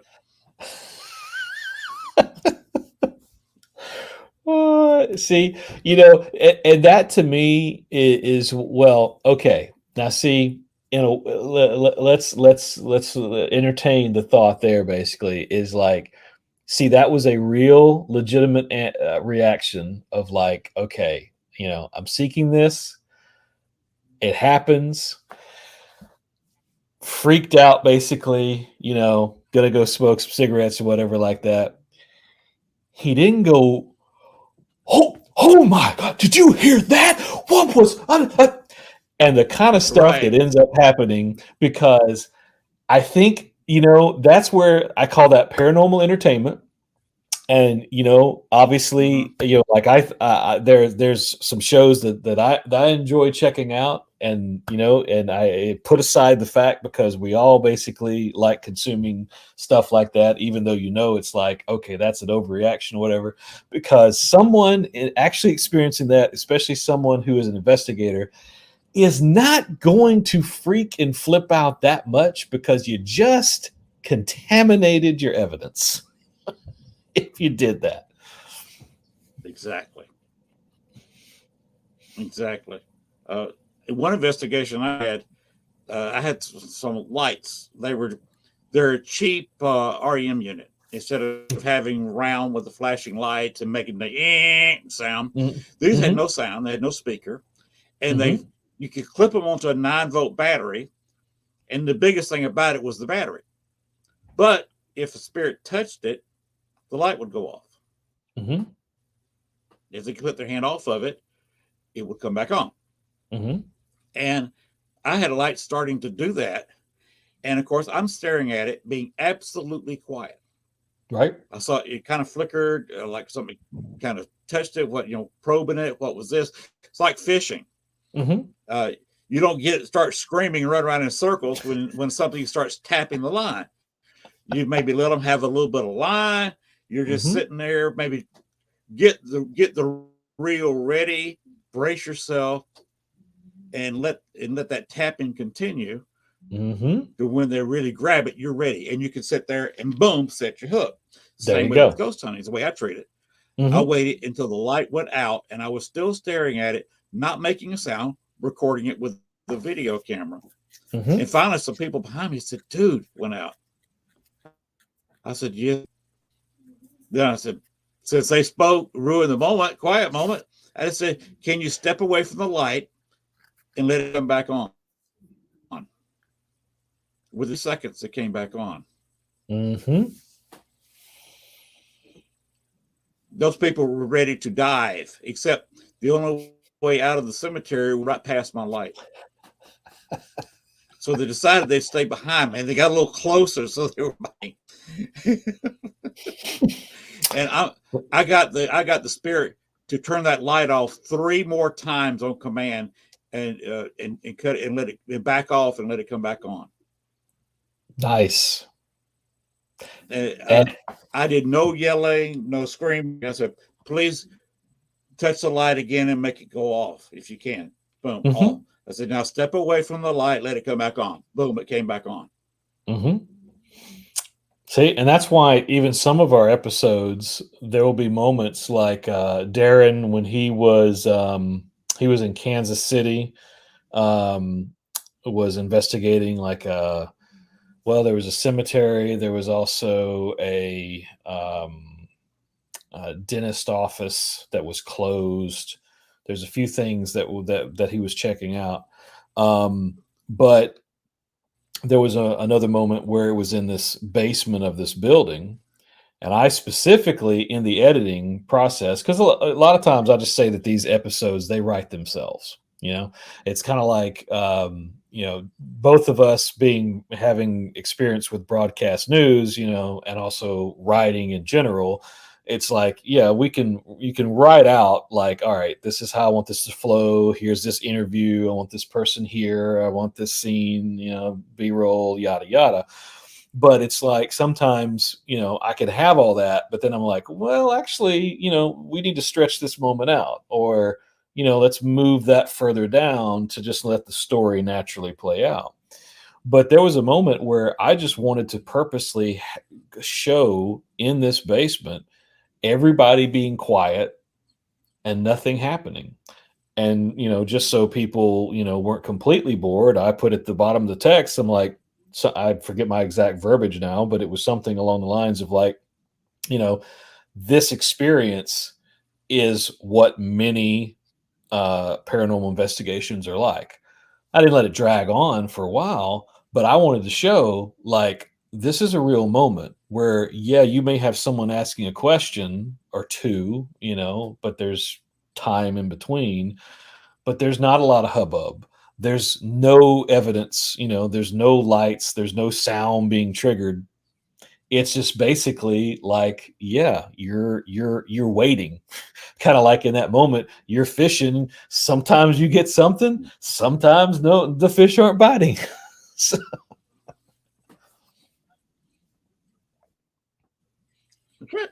Sometimes you catch fish, sometimes you drown worms. Right? So you never know, basically. But the fun is in trying, getting out there and doing it, kind of thing. Yes. Jamie Lynn Keller, she's a friend of the show. She said she will be at Spirits in the spring, and she'll also be at the Great Lakes Paranormal and Michigan Paracon too. Some of the things that I was showing up there. So she's there. I'm sure she'd love to be down in New Orleans, but I got an advantage. I'm 6 hours. I can walk out get in my car, drive the speed limit, and in 6 hours, I'm standing in the street. Yep. See, and then what was nice? My wife happens to love the city, so she do what? Oh, sorry. Yeah, we have a tiny bit of a delay. I was just saying what's nice is by comparison, when I was Yes, in Jackson, madam. Mississippi, that was a 3 hour. Of course, it was basically from there. It was about 3 hours to Memphis, and it was about three. Well, not quite 3 hours, more like about two to Meridian, and then it was about 3 hours to New Orleans. Mm-hmm. Yeah, you investigated in Jackson, Mississippi. So that's where Channel 12 was located. That's also where I lived. I was Okay. actually born in McGee, grew up in Clinton, ended up living in Jackson. Um, Most of our stories at that time, um, those were more along the lines of like, so you had Mayor Hope in Meridian, several things in Vicksburg, which it's funny you were mentioning, basically uh, being along, water, and in that particular case, there can certainly be some Native American associated with any type of streams or whatever.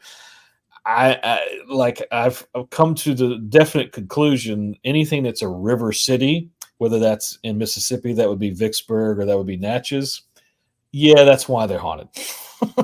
Or you could name multiple cities that are next to Yes, a river. energy. Hmm. Hmm. They're going to be full of it.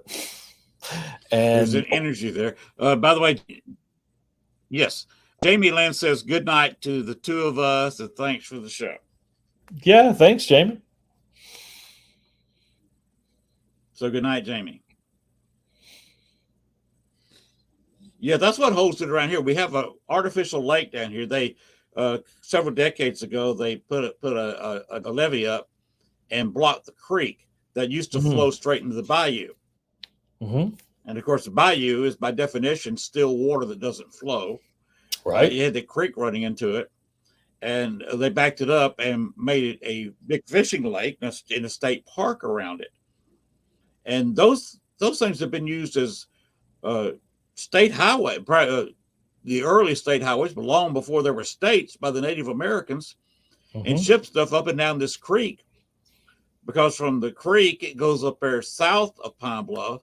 Bayou Bartholomew actually starts in Pine Bluff, and you can go all the way down it 400 some odd miles to a lake where it ends down in Louisiana.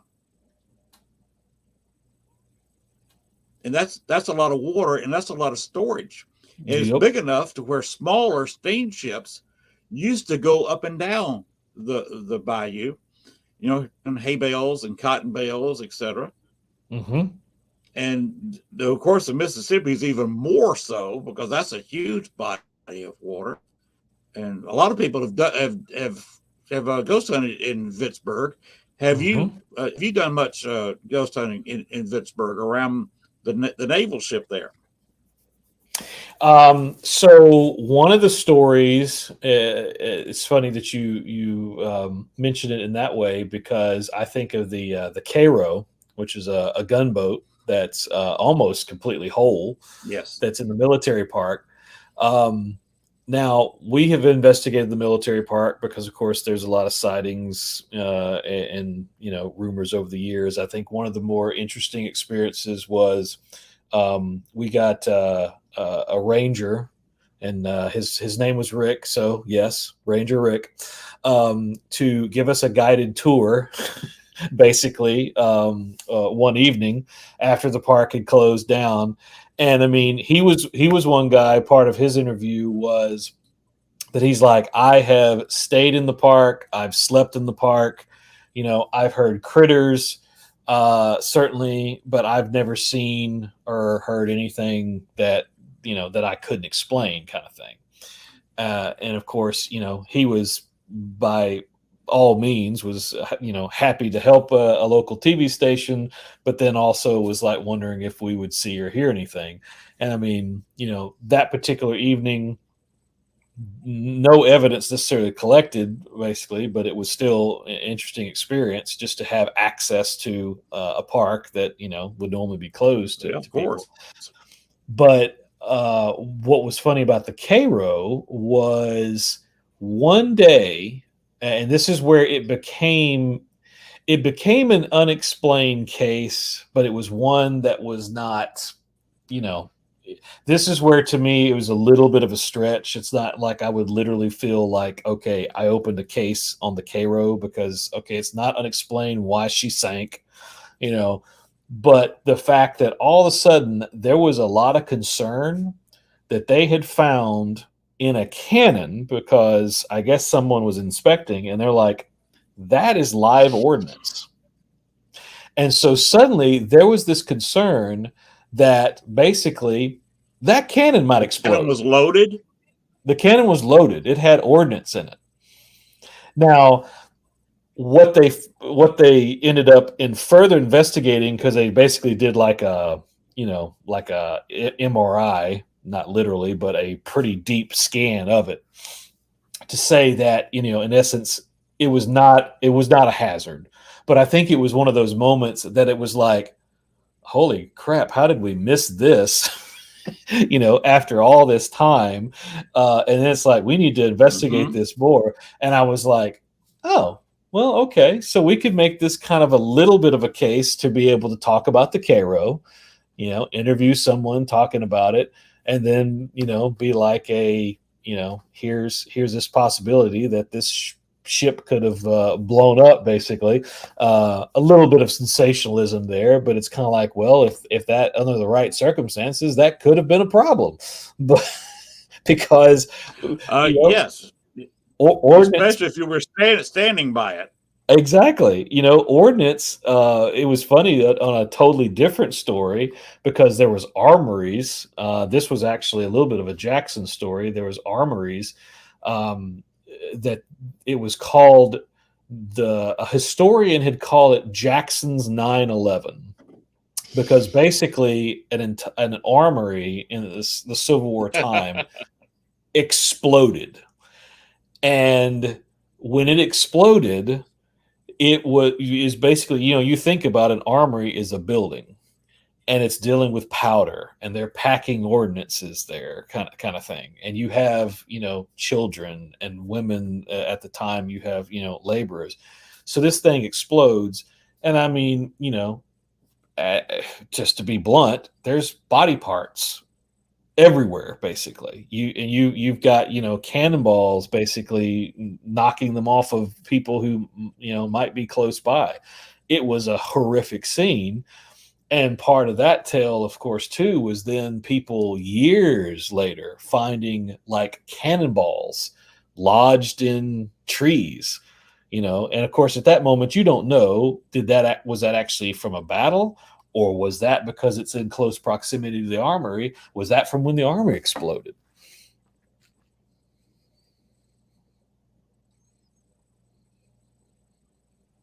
Hmm. You got to ask questions like that because you never know. Right? Of course, I think that'd be pretty cool to find like a cannonball lodged in a tree, basically. And but then even at that point, it's like not that a cannonball is gonna.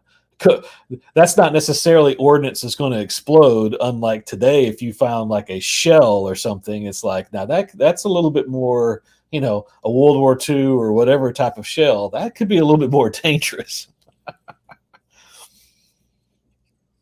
Yeah, because exploding shells were just being developed during the Civil War.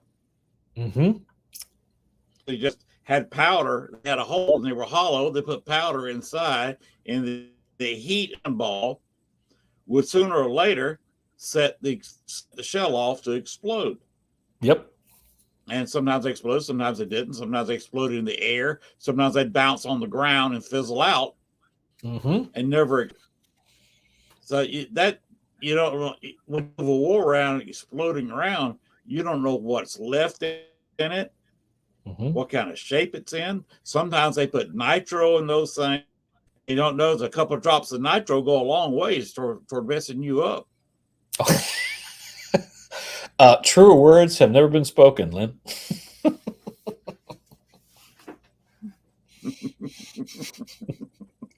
See, and speaking of So words, man, you just do don't you know. realize? No, you don't. I like speaking of words. Do you realize that 2 hours have flown by here? Basically, I'm like, that gum.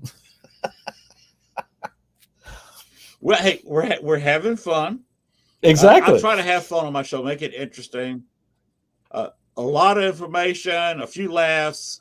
Uh, this is just how I do things. I enjoy it.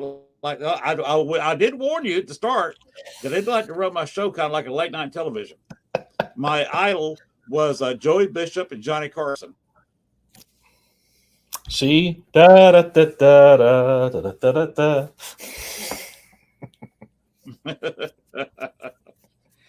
And of course, people that are younger have no idea who Joey Bishop, Johnny Carson are. They were before Jay Leno. Yes. See, Johnny. Yes, that's a class act, basically. I did not know that. That's my best Johnny Carson impersonation. So.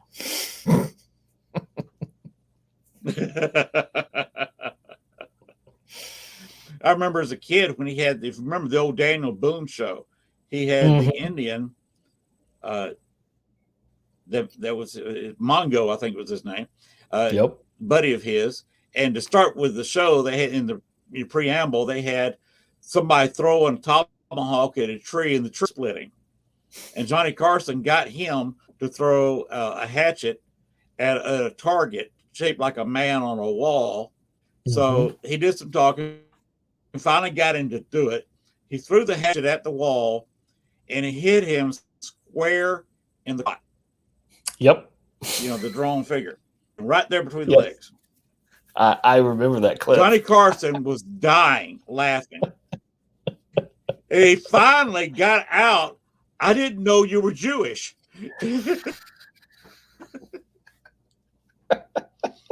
Which is something you can't see now because that offends everybody. Yes. Well, and that's the thing is you think about like all the different humor and stuff that was done then. It's almost like, see, that's when we could laugh at each other, and there wasn't any problem, because to me you have to be able to laugh at yourself basically. But now it's almost like, well, no, that's offensive. You got to watch what you say and mind your P's and Q's and walk on eggshells and all that stuff. Yes, it's crazy nowadays. You want to go ahead and wind it up, or you have you got the spirit moving? You want to go a little bit further? Well, I can certainly tell you that I've probably had a pretty long day and have a early morning. I could, as you mentioned earlier, I feel like you and I could probably easily talk for 2-3 more hours, but I probably might better wrap it up here pretty shortly. So I think we could get down some rabbit holes or some fishing holes, brother. For sure. So we can get down some rabbit holes real quick, and some fishing holes.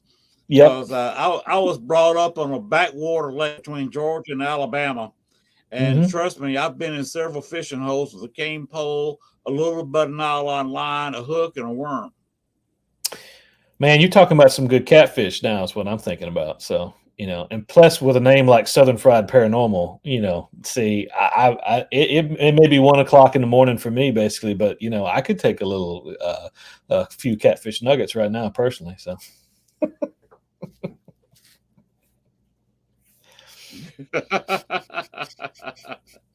Catfish nuggets, chicken nuggets, whatever you got. We don't have a whole lot of choice here. I did not tell you that I live about 1.5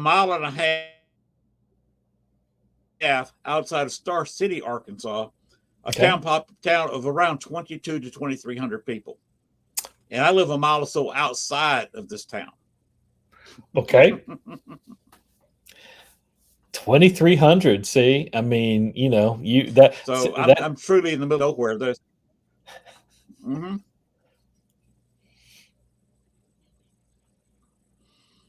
That's small. I live on a road, and there's 1, 2, 3, 4, 5, 6, 7, 8, 9,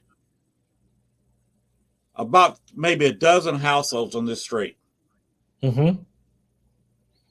about a mile And long. and I was about to say, and if you're on 4 acres, then it'd take a really good arm to probably throw a rock to hit somebody.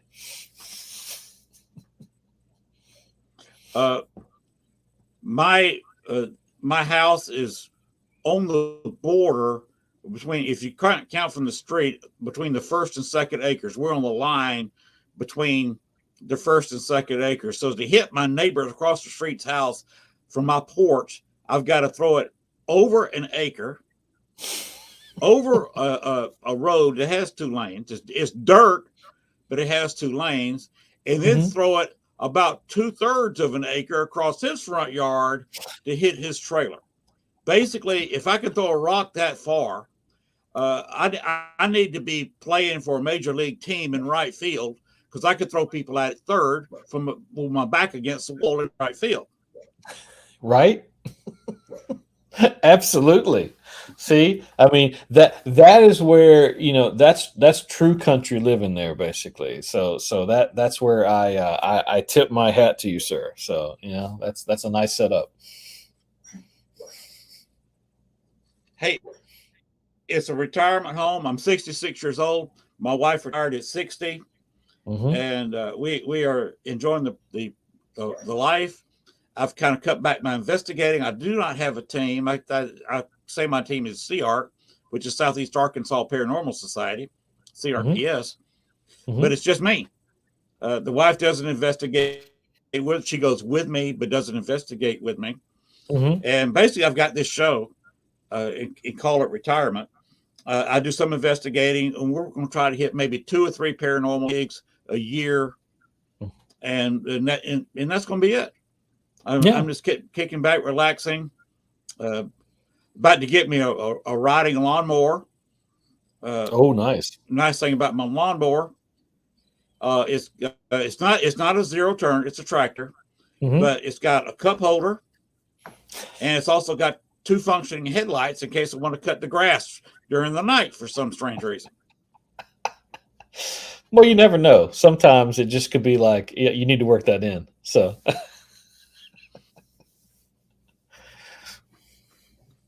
Uh, let me run this really short to show you that this is my pinnacle of video editing. okay. I'm not a good video editor. I don't even like to do it. I hate it. That's why a lot of my evidence isn't up there, because I've been putting off and putting off and putting off buying a good video editor and then doing the videos, because I hate it. But Right. here's something I put together that's the pinnacle of my editing expertise.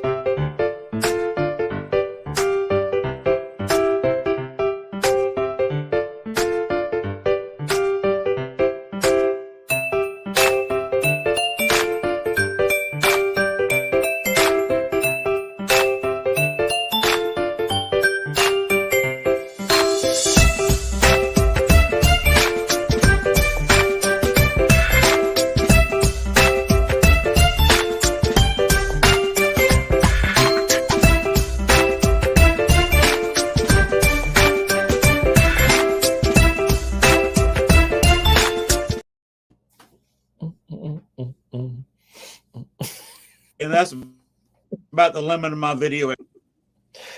See, you got the foundation there, Lynn. See, you could go up from there, but I mean, that was such a jazzy little tune there. Basically, now I have that stuck in my head now. So thank you for that earworm. That I'm going to have that song in my head now. So, That was actually a free non-copyright music mhm. put out by Filmora. Filmora, Mhm. I guess that's the way to pronounce it, which is, of course, Yep. a video editing software that I'm looking at. Yep. I was thinking about getting their pay for stuff to put some of my videos together. Mhm. Uh, so that's a little something. If I run past midnight Central Time, past 1 o'clock time, that I play just to show them, do a little overtime. We may not go a whole lot further. We may just quit in about 5 minutes, but I kind of play that for laughs, and to show that we're officially in overtime. Yeah. Is woohoo. We've hit the OT here. Come on. We're truly burning Yes, the midnight oil. yet yes, quite literally. Considered it is 12:08 by the little clock on my computer. Mm-hmm. uh, Yes, by the way, 108 for me. one thing you may not have. Uh-huh. I lived in Chicago 14 and a half years, and you brought up 9/11. I had already planned to get married. We got married on the 10th of November, by the way, Mm-hmm. 2001. So we got married a month almost to the day after 9/11. Mm-hmm. But she worked at Northwestern, and they're in their down, not on the main campus, but downtown, which, if you know anything about Chicago, is in the shadow, literally, basically across the street from the John Hancock building. Okay. And they had the hijackers had planned to hit Hancock and the Sears Tower, but couldn't come up with enough people willing to ram their plane into a building. Man. Chicago was next on the list. Yeah. Had that hit, it's unlikely that my then fiance, now wife, would have survived because she was that close to the building. And the John Hancock is a narrower, smaller building than the 9/11 towers. And if you'd hit that midway up with a 767, 757, there wouldn't have been anything left of it. It would have fell almost immediately. Yeah. And may have broken off in some big chunks. And if a very big chunk landed on the building basically across the road, it would have taken my fiance out. Yeah. And of course, we did not know this was the end of it. And we were in a panic. She got to work, and then they were watching it on TV. And they finally, the boss came in there and said, just go ahead and watch this. This is major stuff here. Let me see what's going on. And then finally got hold of yours, and they said, just send everybody home. You could get hit there too, in Chicago. And basically the entire downtown of Chicago was evacuated. Took her a couple hours home. She had to go pick up her mother on the south side where she worked, and then come on home. But that was nerve-wracking for me because I was sound asleep, and the neighbor was having a new deck built, and I got woke up by the announcer saying the towers in Chicago, in New York, are gone. Yeah. And I heard that in my sleep. And of course, I was instantly awake. And knowing what I do about the military, I thought, well, Osama bin Laden wanted to take down the Twin Towers, and he did. That was my second thought. Yeah. And I hate being right sometimes. Right.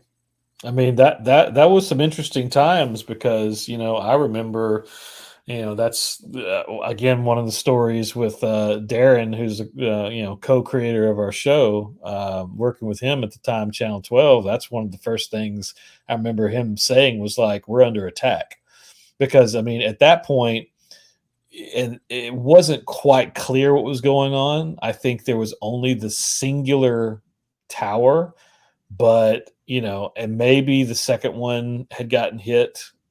Which at that point that may have been when he made that statement, and then it was like, okay, and then that's when, if you were in that biz, basically it was hunker down, and it was basically like, for me, I was online director at the station, so I was pretty much feeding video. I mean, websites were nowhere, online consuming material was nowhere near what it was, then, Right. like it is today. But still, we were posting as much as we could, stories, local stories, linking to national stories. So, yep, that was crazy time. And and a lot of folks now, they've been born, and that's history. They weren't even around then. Right. And I lived through that. And I lived through a couple hours worrying about maybe Chicago getting attacked. Needless to turn out. Although Sure. when it came out, I was nervous again when it came out that the terrorists did indeed intend on attacking Chicago and that Hmm. particular John Hancock Tower, but just could not find enough people willing to take pilot training and then hijack a plane. They had all the intentions of hitting the twin towers, hitting either the White House or Congress, and hitting the Pentagon. Yep. So the plane crash in Pennsylvania, where those were true American heroes Yes. because they stopped either the White House or the Capitol from being hit. Yep. Without them, there was nothing between that airplane and whichever target they wanted. Yep. Not sure. You never know what they would have thought. They might hit the White House if they thought Bush was there. Had they picked up that he was not home, he was in Florida at the time, they'd have hit the Capitol building. And who knows? Yeah. Exactly.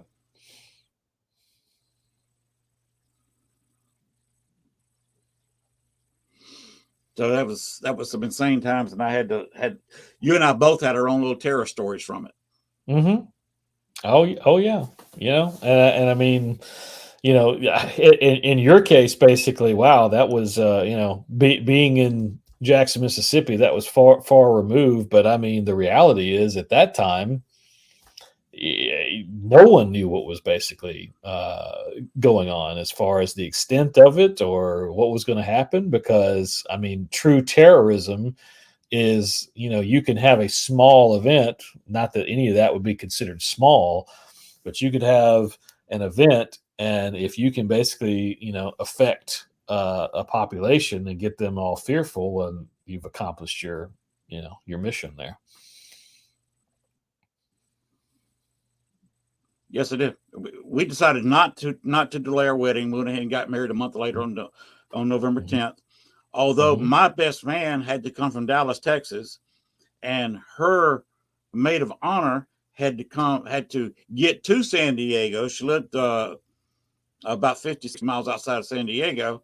She had to get to San Diego Airport, out from San Diego to Chicago, and they both had a lot of issues because that's really got back into the ring of things of setting up because they had to set up all the procedures for security Hmm. after 9/11. One, they didn't fly Hmm. anywhere for several days, almost a week. Yep. Then security procedures, and then get the hang of things. And here we are, two members of our members uh, had to fly in on a month after 9/11. So it Hmm. created some hardship for them. For sure. Oh, and by the way, my wife's a former. Her maid of honor was the 104th powerlifting champion of the state of California. Wow. Two people that came was my wife's trainers, who were trainers in a gym. He had competed in bodybuilding. She had also competed in women's bodybuilding. So we had a lot of fun in a Greek restaurant downtown Chicago because even though it was the middle of November, everybody took off their coats and were in short sleeves.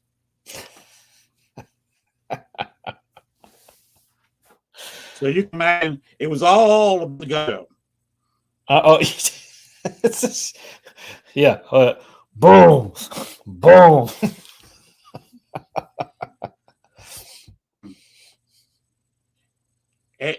And those were the women.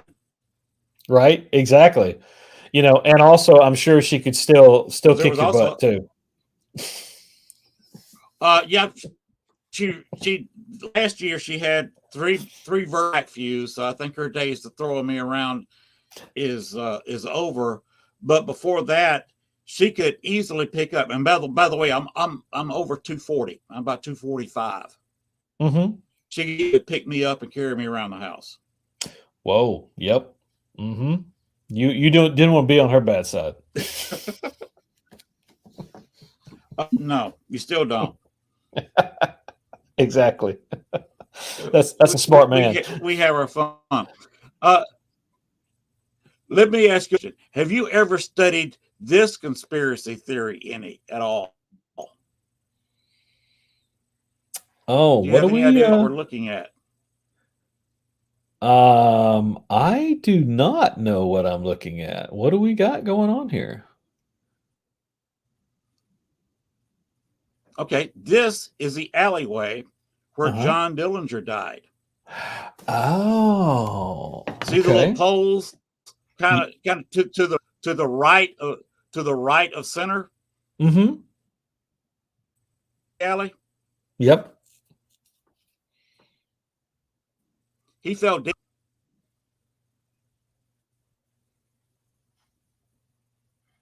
Yeah, I investigated there, and I actually have a little bit of video from the inside of the biograph, and this was done at an anniversary of that. Interesting. Wonder if you'd ever thought about that. Uh, was this uh, an attempt to capture a famous criminal, or was it pure assassin? Hmm. Interesting. Yeah, see, that's one I haven't chewed on that. I mean, obviously being familiar with Dillinger, but as far as like, you get into accounts like that, sometimes it's real easy to forget that it's like, yeah, you had something and it was an event and this took place, but it's like, but wait a minute, was it was it the outcome that was publicized or was it something else? Yeah.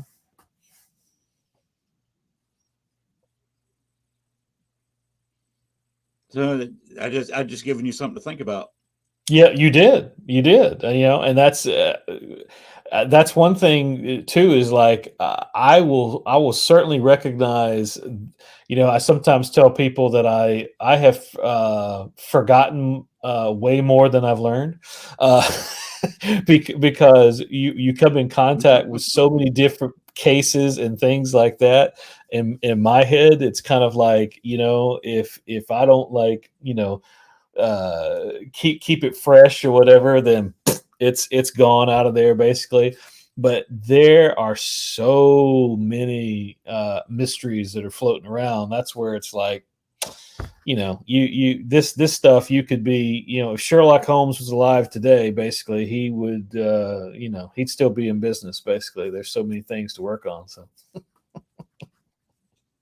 Mm-hmm. I was almost a victim of one. oh, In the early '70s, my father had just finished a tour, a term of being mayor pro tem of the city of Columbus. okay, He is the one who they got. They voted for consolidation in 1970 and passed it. Actually, '69 and passed it. It created consolidated government for 1970. mm-hmm. My father was mayor pro tem in the late '60s and didn't like before the consolidated government. He helped create. He got a city charter and bylaws and how to do it from Jacksonville, Florida, who consolidated. Uh, they've got major league teams there now, except in Mm-hmm. baseball. I think that will be coming. But they made themselves a major metropolitan city by consolidating, and Columbus did the same thing. And they made a larger city. They've quadrupled their population from the '60s. In '72, the mayor wanted him to go to Augusta, Georgia, with him, which is north of and across the state. You basically have to fly kind of around Atlanta to get to Augusta from Columbus.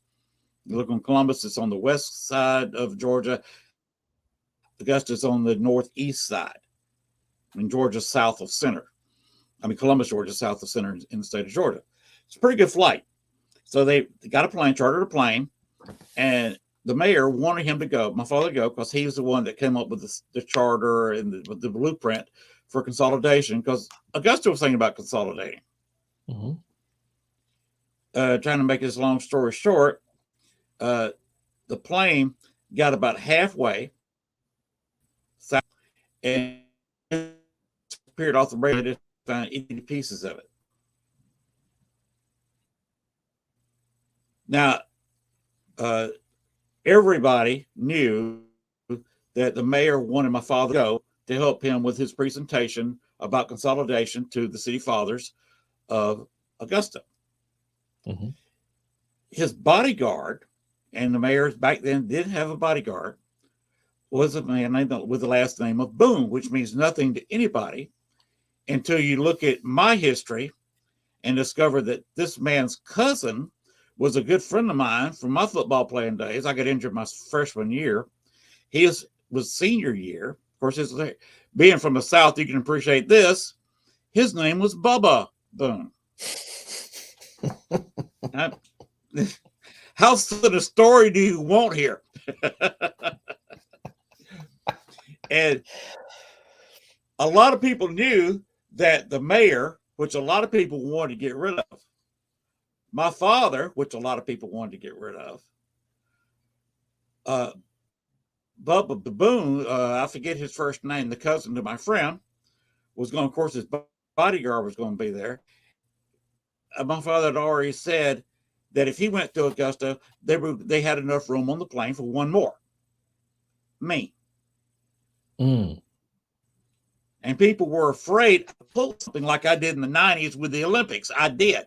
I made a passionate speech to the city council, painted the mayor into a corner, and he appointed me head of the Olympic committee in Columbus back right within weeks of Atlanta getting the bid. Mm-hmm. So yeah, I kind of created the Olympics. So yeah, I created a stir there too. A lot of people had their taxes raised here at the time, and they wished I'd been aboard that plane.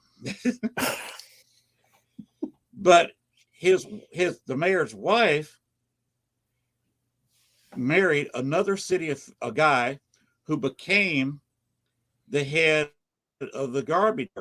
Now, you know, in any kind of growing city, one of those powerful positions is the head of the garbage department. Mm-hmm.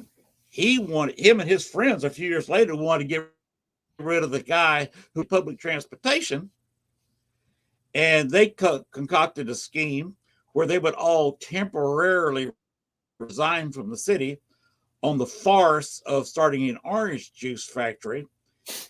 Con the guy that was the head of the public transportation into joining them as an executive with his orange juice company.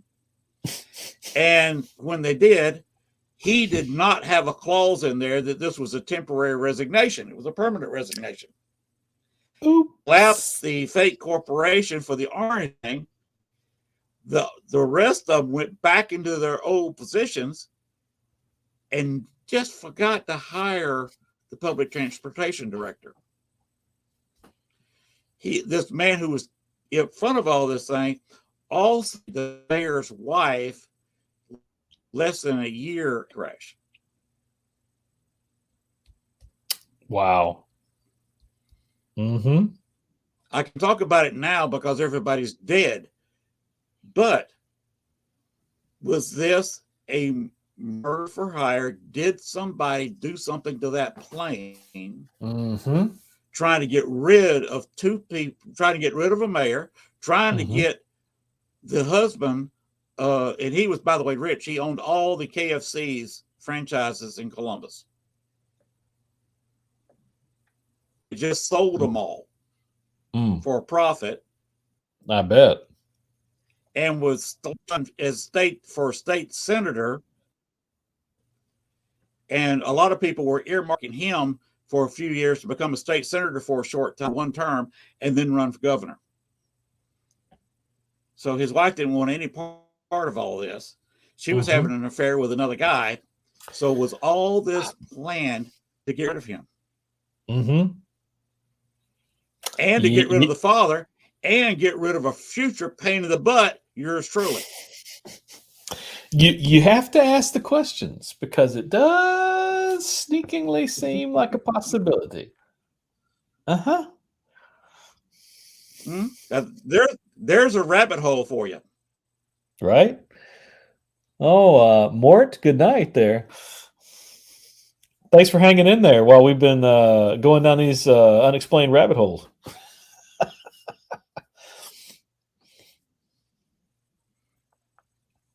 And Mort Ali, he's tapping out, and you probably need to go ahead and tap out too, because you got to get up. I am retired. I'm not going to try to listen on you, but I'm retired. I'm retired. I'm retired. Mention the fact that I'm retired again. See, Lynn, I feel like you're trying to say that you're retired, but I wasn't. I'm not quite sure. Is that what I heard? Reading between the lines. Yes.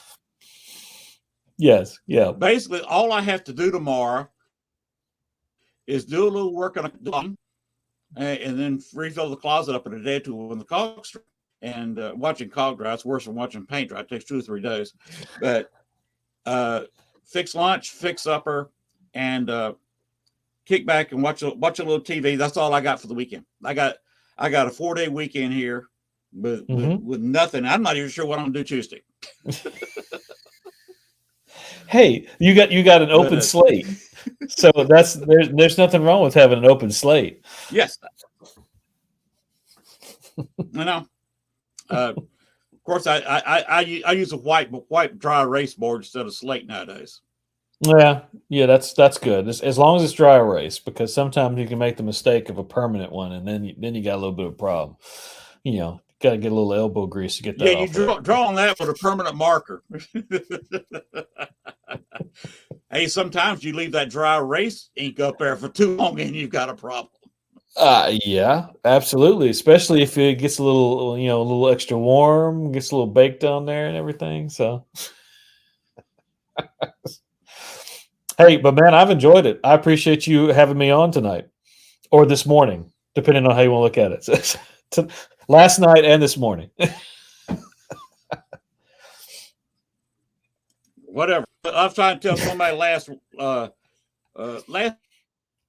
week was okay, but 2 weeks ago, power went off at 2:00 in the morning, Wednesday night and Thursday morning. I always tell everybody, I said at 2 a.m. I said, you can call it Wednesday night, you can call it Thursday morning. We'll call it 2 a.m. in the morning.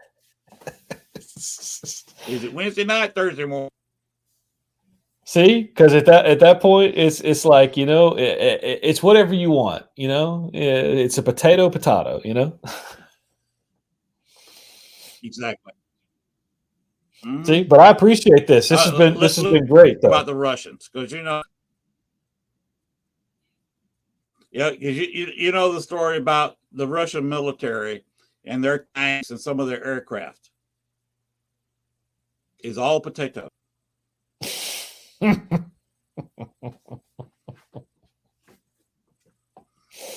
See, there's you could. And speaking.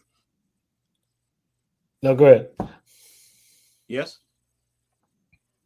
I was going to say that on the news, 10 or 12-minute piece on a factory in Pennsylvania that's making munitions to fit Russian tanks to Ukraine because they're running out of ammo for their artillery and the few tanks. This is all Russian equipment. So all of a sudden, we've got one factory up in Pennsylvania that's hired a whole crew for 3 shifts a day. They revitalized the town already. Hour 7 ammo for Russian tank guns and artillery, Ukrainian Jews. I hadn't come across that report, but now isn't that an interesting? That's a particularly interesting set of circumstances there.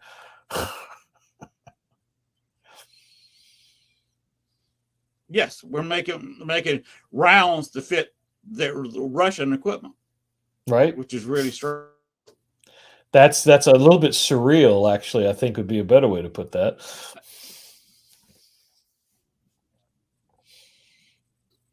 It's getting crazy. We lost an American last week over there. I'm not surprised, but I hadn't heard that particular report. He was over. We've got some fighters over there, but this guy was a healthcare provider. They pulled up in a white van, which is serving as an ambulance in Ukraine for an injured man. He'd been shot. And he pulled up, got out of the van. 2 guys walked from a street. They got this on video.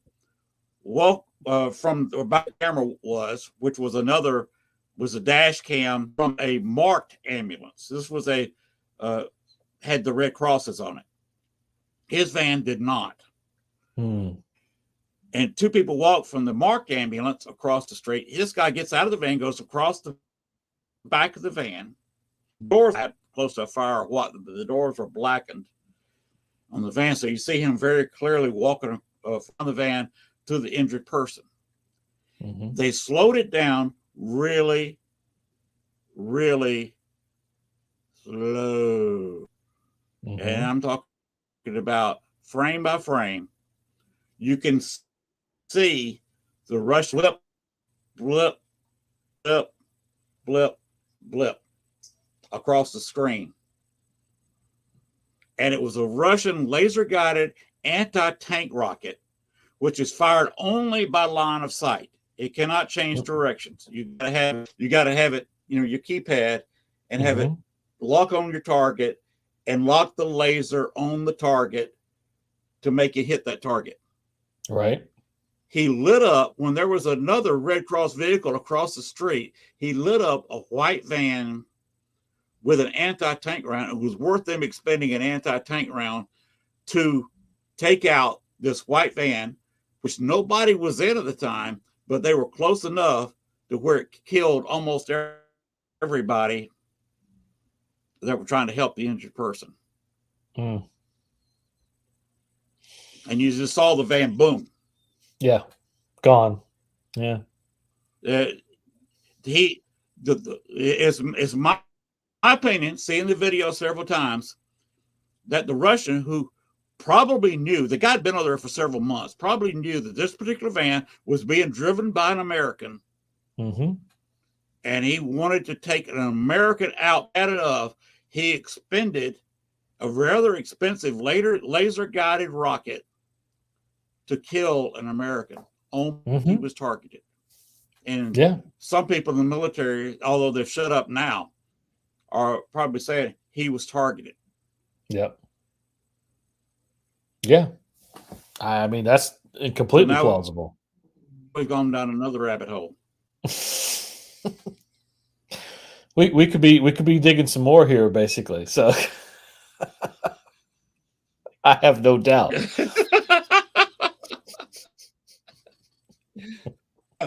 But you need to go to bed. I don't, but you do. I got to get some drops put in my eyes. I'm one of those people that suffers from chronic dry eye. Oh, and yikes! You saw me drinking. This was a good old Southern sweet tea. You probably missed that over there. There's a couple of ways you can find it. At least if you've got a Chick-fil-A, you can get some pretty decent sweet tea, basically. So, I have, easy access that way. But most tea is unsweetened. But, that's where it's kind of like, it's very sad because that's not true tea. I mean, sweet tea is the house wine down in South. I mean, come on. Or table wine. Come on. Yes, it is. I make it by the gallon here. And usually I've got a heart. And if I put I got 2-gallon jugs I keep them side by side in the fridge. Right. Now, about this, you saw me drinking that. That's an RC product placement here. There you go. RC, you owe me a check. You got a moon pie? I'll take $20 for flashing that up. You need a moon pie too. No, and I tell you, well, I'm one of those people that a moon pie and a piece of ass, it'd kill me.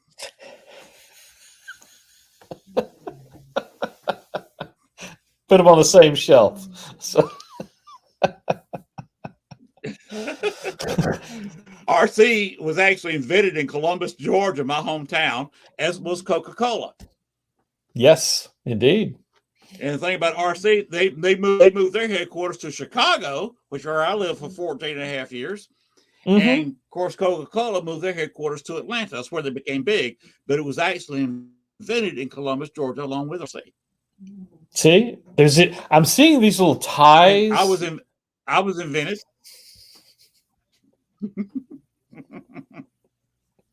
You're at the center of all this, Lynn. So I am a conspiracy theory. Yeah, Mhm. I'm the center of a big spider web out of Columbus, Georgia. All these different. See, there's that cork board, and they got the red twine, and it's tied around little this, and it goes to this, and it goes to this picture, and it goes to that, and there you are at the Mhm. center of that. Yeah. But if you look at much of the paranormal in Chicago, Richard Crowe stands out. He's the father of everybody. Mm-hmm. He inspired everybody in the paranormal in Chicago. I was actually a speaker at his wake when he passed away several years ago. Mm. Nice. And we had a wait for him. He was buried in Resurrection Cemetery, which of course the Pierce theory and Rabbit Hole, Resurrection Mary, the ghost story of the female ghost hitchhiker in Chicago, which Yes. Richard Crowe investigated a lot. And guess where he was buried? Mm. Resurrection Cemetery. Of course. Guess where his wake was? Melody Lounge, where it was where the girl, the hitchhiker, told a taxi cab driver all she had was a 20 and he didn't have change. So he pulls up to Chet's Melody Lounge. Oh, now you owe me $20. They pull up there to break a 20. And he, as soon as he walks in the door, she disappears out of his car. Yep, that's and a pretty. This day, on a lot of nights, they will. Yeah, they leave a Bloody Mary on the bar for her in case she comes in. See, and that's nice to where Richard even if it's Crowe's an urban was at living. Melody Lounge. I was a speaker. So I was kind of the center of that one. All these roads are leading back to you, Lynn. Come on now.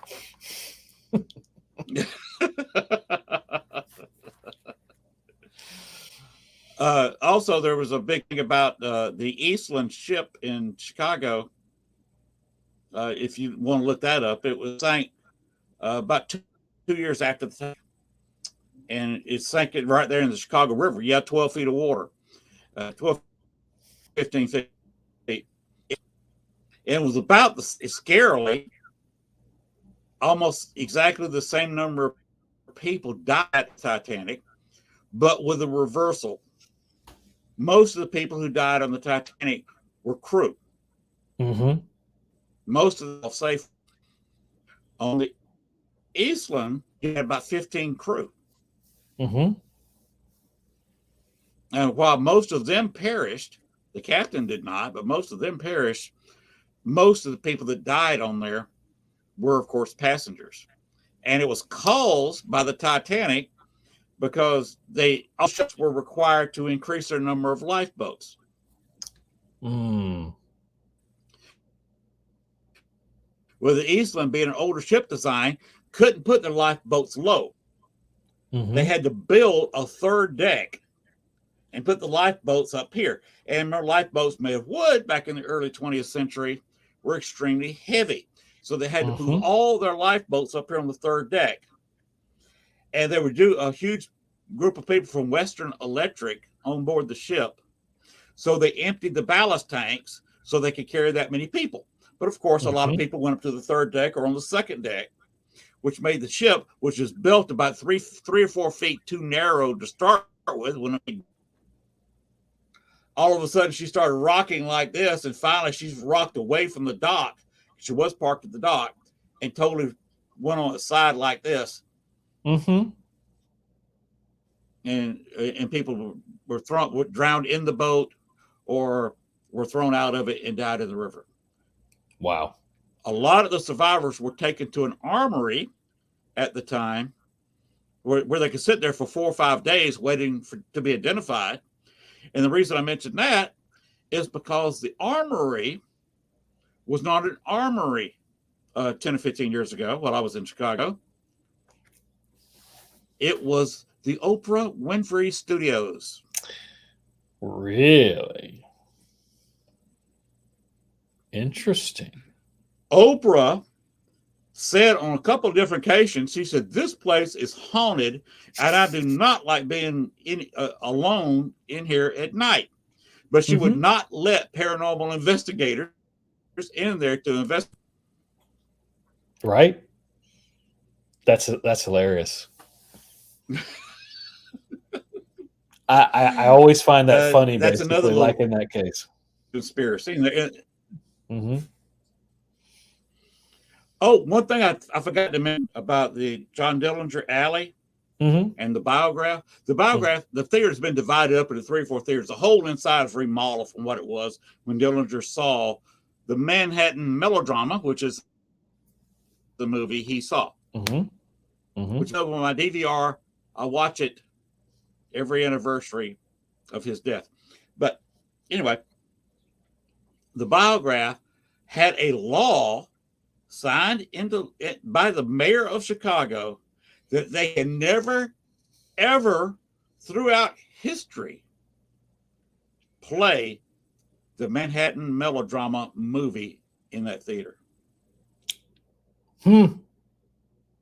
Interesting. Now that's got to be one of the more unique laws on the books. Yes, signed into law by the mayor, and it's on the books that this one theater cannot, any other can show it if they want to. Mm-hmm. But where it was actually shown the night Dillinger was killed cannot, by Chicago law. They will be locked down immediately. Because if they dare show Manhattan Melodrama, they would come in there with flowers. Wow. Driven out of business. Wow.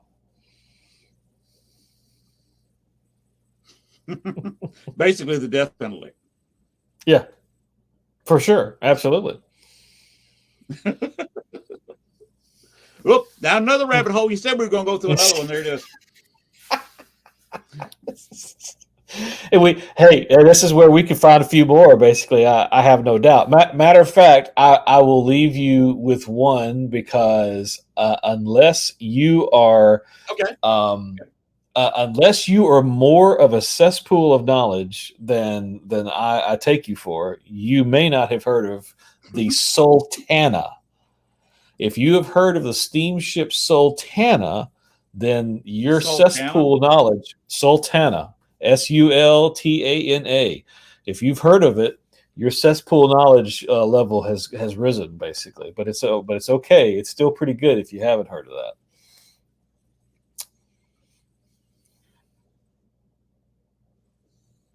I think I've heard of. Did it sink Mississippi? So it was it had steamed out of Vicksburg and it was heading up the Mississippi. Mm-hmm.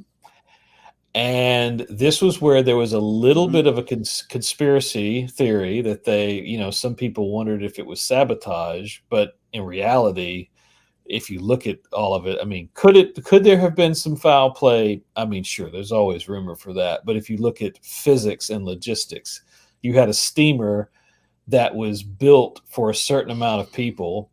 It had been stacked with prisoners of war who came from, I believe it was actually a camp in Alabama that had been brought over there. But these prisoners of war, the captain was able to get like a certain amount of money, because these were actually northern troops that had been held in a southern camp. So for every head, right, he was getting a certain amount of money, and it was overloaded. You got the head.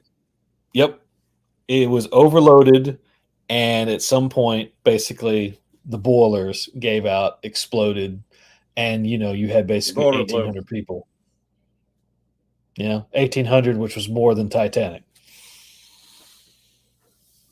It took me a minute. It took me a minute to remember that, but yes, the site, of course, I believe is no longer on a bit. Isn't that crashed on dry land now? It is. There's probably still some debris because it became like it was a bit like almost like a little bit of a farmland because of the way the river had changed. Hmm. And it was like very basics, debris that was still left. And I think there's a museum that probably has a few more significant pieces of it. But so in that case, then your cesspool of knowledge level has increased. So if we've done nothing else tonight, we've made sure that we've identified where you're at. You're at a high level, higher than we thought, and you're at the center of so many conspiracy theories. So we've learned a lot tonight, folks.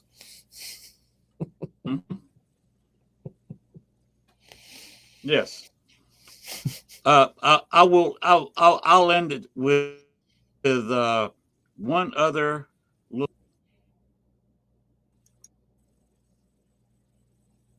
Hmm. Now, what do we have here?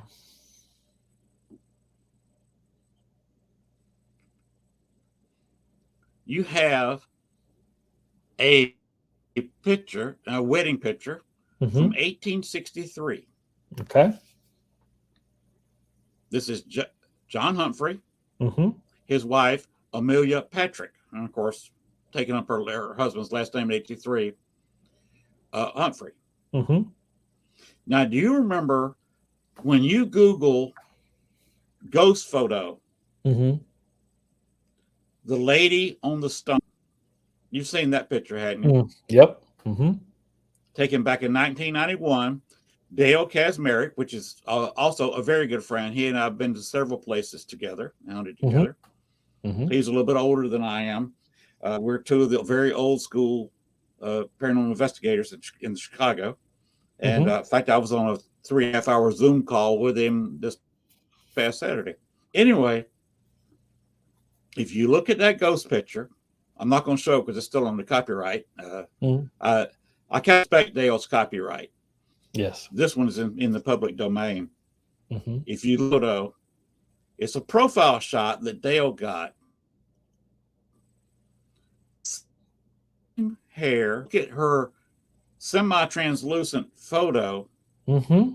You'll see the dress is one color, and it does have polka dots like this dress.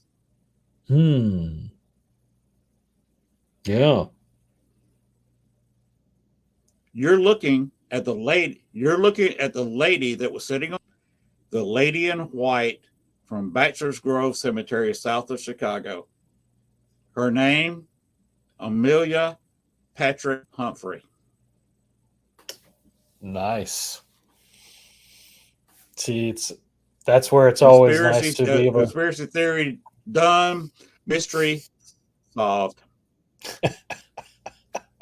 connecting the dots, basically. See, that's where it's always nice. It's lovely when someone's referred to as of course, I always wonder. They're the lady in white. They're the lady, in red. There's the lady in blue. I don't really know. Maybe it can sometimes be lady in brown, basically. But I think that was only one case in England. But usually it's white, Or red or blue. the lady. Mhm. Right? Of course, Chicago was the lady in, not the lady in red. John Dillinger Oh, was beside a lady in orange. That's what they were looking for. Lady in red, there was probably 2 dozen women in there in their red dress. mm-hmm. She wore an orange dress, but with the neon lights under the marquee in front of the biograph, it turned her orange dress a bright red. Mm. So she looked like the lady in red, but they were actually looking for a lady in orange. Hmm. And I will answer for you the question about Miss Humphrey here. Hmm. The reason she went to Bachelor's Grove. Oh, well, look at there. Mm-hmm. Yep. 11, Her 11, first her 11 firstborn months. child, which died at 11 months and 4 days old, Mm-hmm. 11 months and 4 days, died in 1865, and she's buried at Bachelor's Grove Cemetery. And there you go. She was not exhumed. A lot of the bodies were exhumed in Bachelor's Grove Cemetery in 1989 due to it being abandoned. And a lot of families did come up and pick up the bodies, but there was no Humphreys and no Patricks to exhume the Patrick, because it's buried in her family's plot. There was no Patricks or Humphreys in there to exhume the people. And there's anywhere from 4 to 7 people in that plot, Libby May being amongst them. And that's why she appeared there almost every night, right at dusk, because she wanted to pick up the spirit of her firstborn child. See, that's always exceptional when you basically can lace all that together, and it's like, well, here you go. Now here's the complete story. Yep, and that's a blanket I weaved together 3 years' work. Nice, very nice. Good detective work. I got Ilya to open up to me finally. She did not want to talk to anybody. Yes. I was investigating. One of the few people who investigated the hunt site. It's only open one day a month on a Sunday. It's the third Sunday, I believe, and they don't let you do investigations. I was one of about 3 or 4 people who've actually investigated it at night. And to help as a trigger object, trying to contact John, he had his original bead top hat sitting in the bedroom. Nice. As a trigger object, and you know what a trigger object is, I'll explain to people who don't, is something that the spirit's attracted to, or something they would know what it is, or something that belonged to them. Yep. And you have it in your hand or whatever. I wore his. This was not a replica. This was not somebody else's beaver skin top hat. This was his. I wore it for about 3 hours during the investigation. Wow. Very cool. And it was that Amelia opened up to me, because she thought it was because her husband was playing around on her right after they got married. He became a state senator, and he was for 70s and 80s, 1800s, obviously. He was the most powerful man in Cook County. It's a huge county. There's a lot of county that's not Chicago. There's more Cook County outside Chicago than in Chicago. And he was the most powerful man in Cook County outside the city. And of course, he had a secretary, and he immediately started having an affair with her. And 6 months after Amelia died, he married the secretary. And he built a house for Amelia, but she died the same year the house was complete, and moved his new wife in there. And then when they buried him in the cemetery, you got John Humphrey in the center. You got his first wife here, second wife here, and then off to the kids that died and is buried in the cemetery. So he's buried with his first and second wife. Wow. Everybody all together. This would make a great movie. Absolutely. I think you got a screenplay you need to write here. That's how I get. Yeah. She thought it was hilarious. I was wearing a hat. He was about 5'3", 5'4", which he wearing his hat that made his tall hat, and then having me wear it. Just he was mad. And his wife just thought it hilarious. I got to doing the investigation with her, talking with her, and with the clues she gave, I figured the rest of it out. Very nice. And before I left Chicago, I told her, the mother and daughter, I said, go see the world. I said, neither one of you ever really got out much to see the world, I said, go see Paris, go see London, go to Moscow. Moscow's a beautiful city, by the way. Mm-hmm. And go see New York, go see LA, go see all these cities around the world. For the world, you go anywhere you want to. You got all the Mm-hmm. time there is. Mm-hmm. And now Amelia does not come into Baxter's Grove at night anymore, and half as haunted as it used to be. Right. See, and that right And there is you say, well, that's a also, mystery why it's not very haunted. that's an example of helping the dead, basically. Mm-hmm.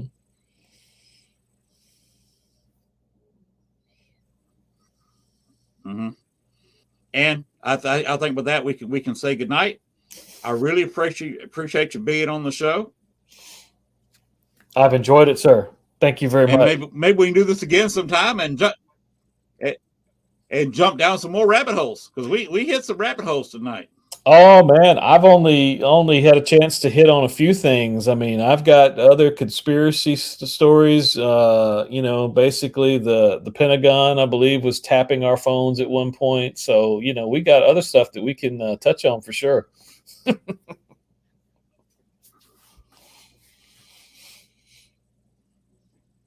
I've got I had a phone I got from AT&T, a cheap phone, and it was where our government said if you got this model phone and you work for the government, you cannot have that phone. You got to throw it away and get you a new phone. I had that for a while, Oh, and okay. when it finally said it was not, they were not more. AT&T said, we will send you a new phone, and the wife brand new phones, smartphones for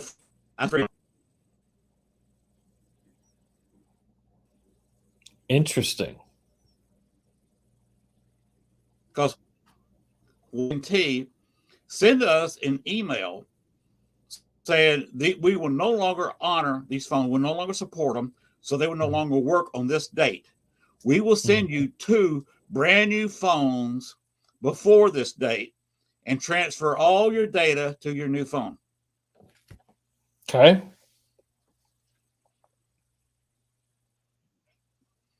And this was one that China was using for spying. And Ah. sometimes I'll talk to it. I say, "You hear that, China?"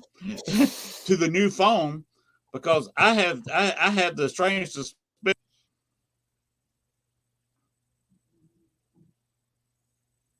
Mm-hmm. Mm-hmm. Mm-hmm. Good. A Sometimes good I'll watch the suspicion. news now, and yes, sometimes I'll watch.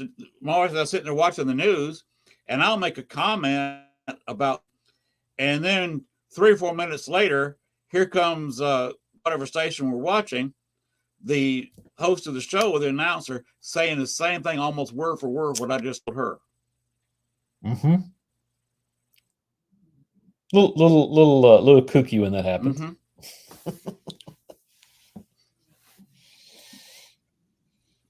Yeah, we're still trying to figure out how we got. They're not top of the line smartphones, but they're not a bottom of the line smartphone either. We still have Mm-hmm. no clue. Well, we were picked out to get that should have cost us at least $50, if not $100 or more. Mm-hmm. Now I'm thinking the phones they gave us were about $125 phones, Mm-hmm. and they gave both of us free phones. Yet again, it's because you're at the center of these conspiracies, Lynn. So. I don't know. Well, Rick, good night to you. Have a good night's sleep. You got to get up in the morning. Yes, yes, I appreciate you, brother. Thanks. It was great to actually finally We get will. to virtually meet you. Maybe we can team up sometime and meet at Vicksburg or something, because I would love to investigate that park around the boat there, and several other places along the Mississippi. It'd be fun to try to drive up it close to where the shipwreck you were talking about earlier is. Mhm. I think it's on private property. You can't get to it itself, but to get close to it would Yep. be interesting. Yep. See if See, you the can next connect with some of the people there. next time that I'm going to be down that way for a lengthy amount of time, then let's see if we can make something happen, because that'd be pretty cool. That would be fun, and we could get a lot of footage because I've got several cameras. You can come Mhm. down here, bring a couple of people of your crew over, and we can make a documentary out of it. There you go. See, we could have a grand old time there.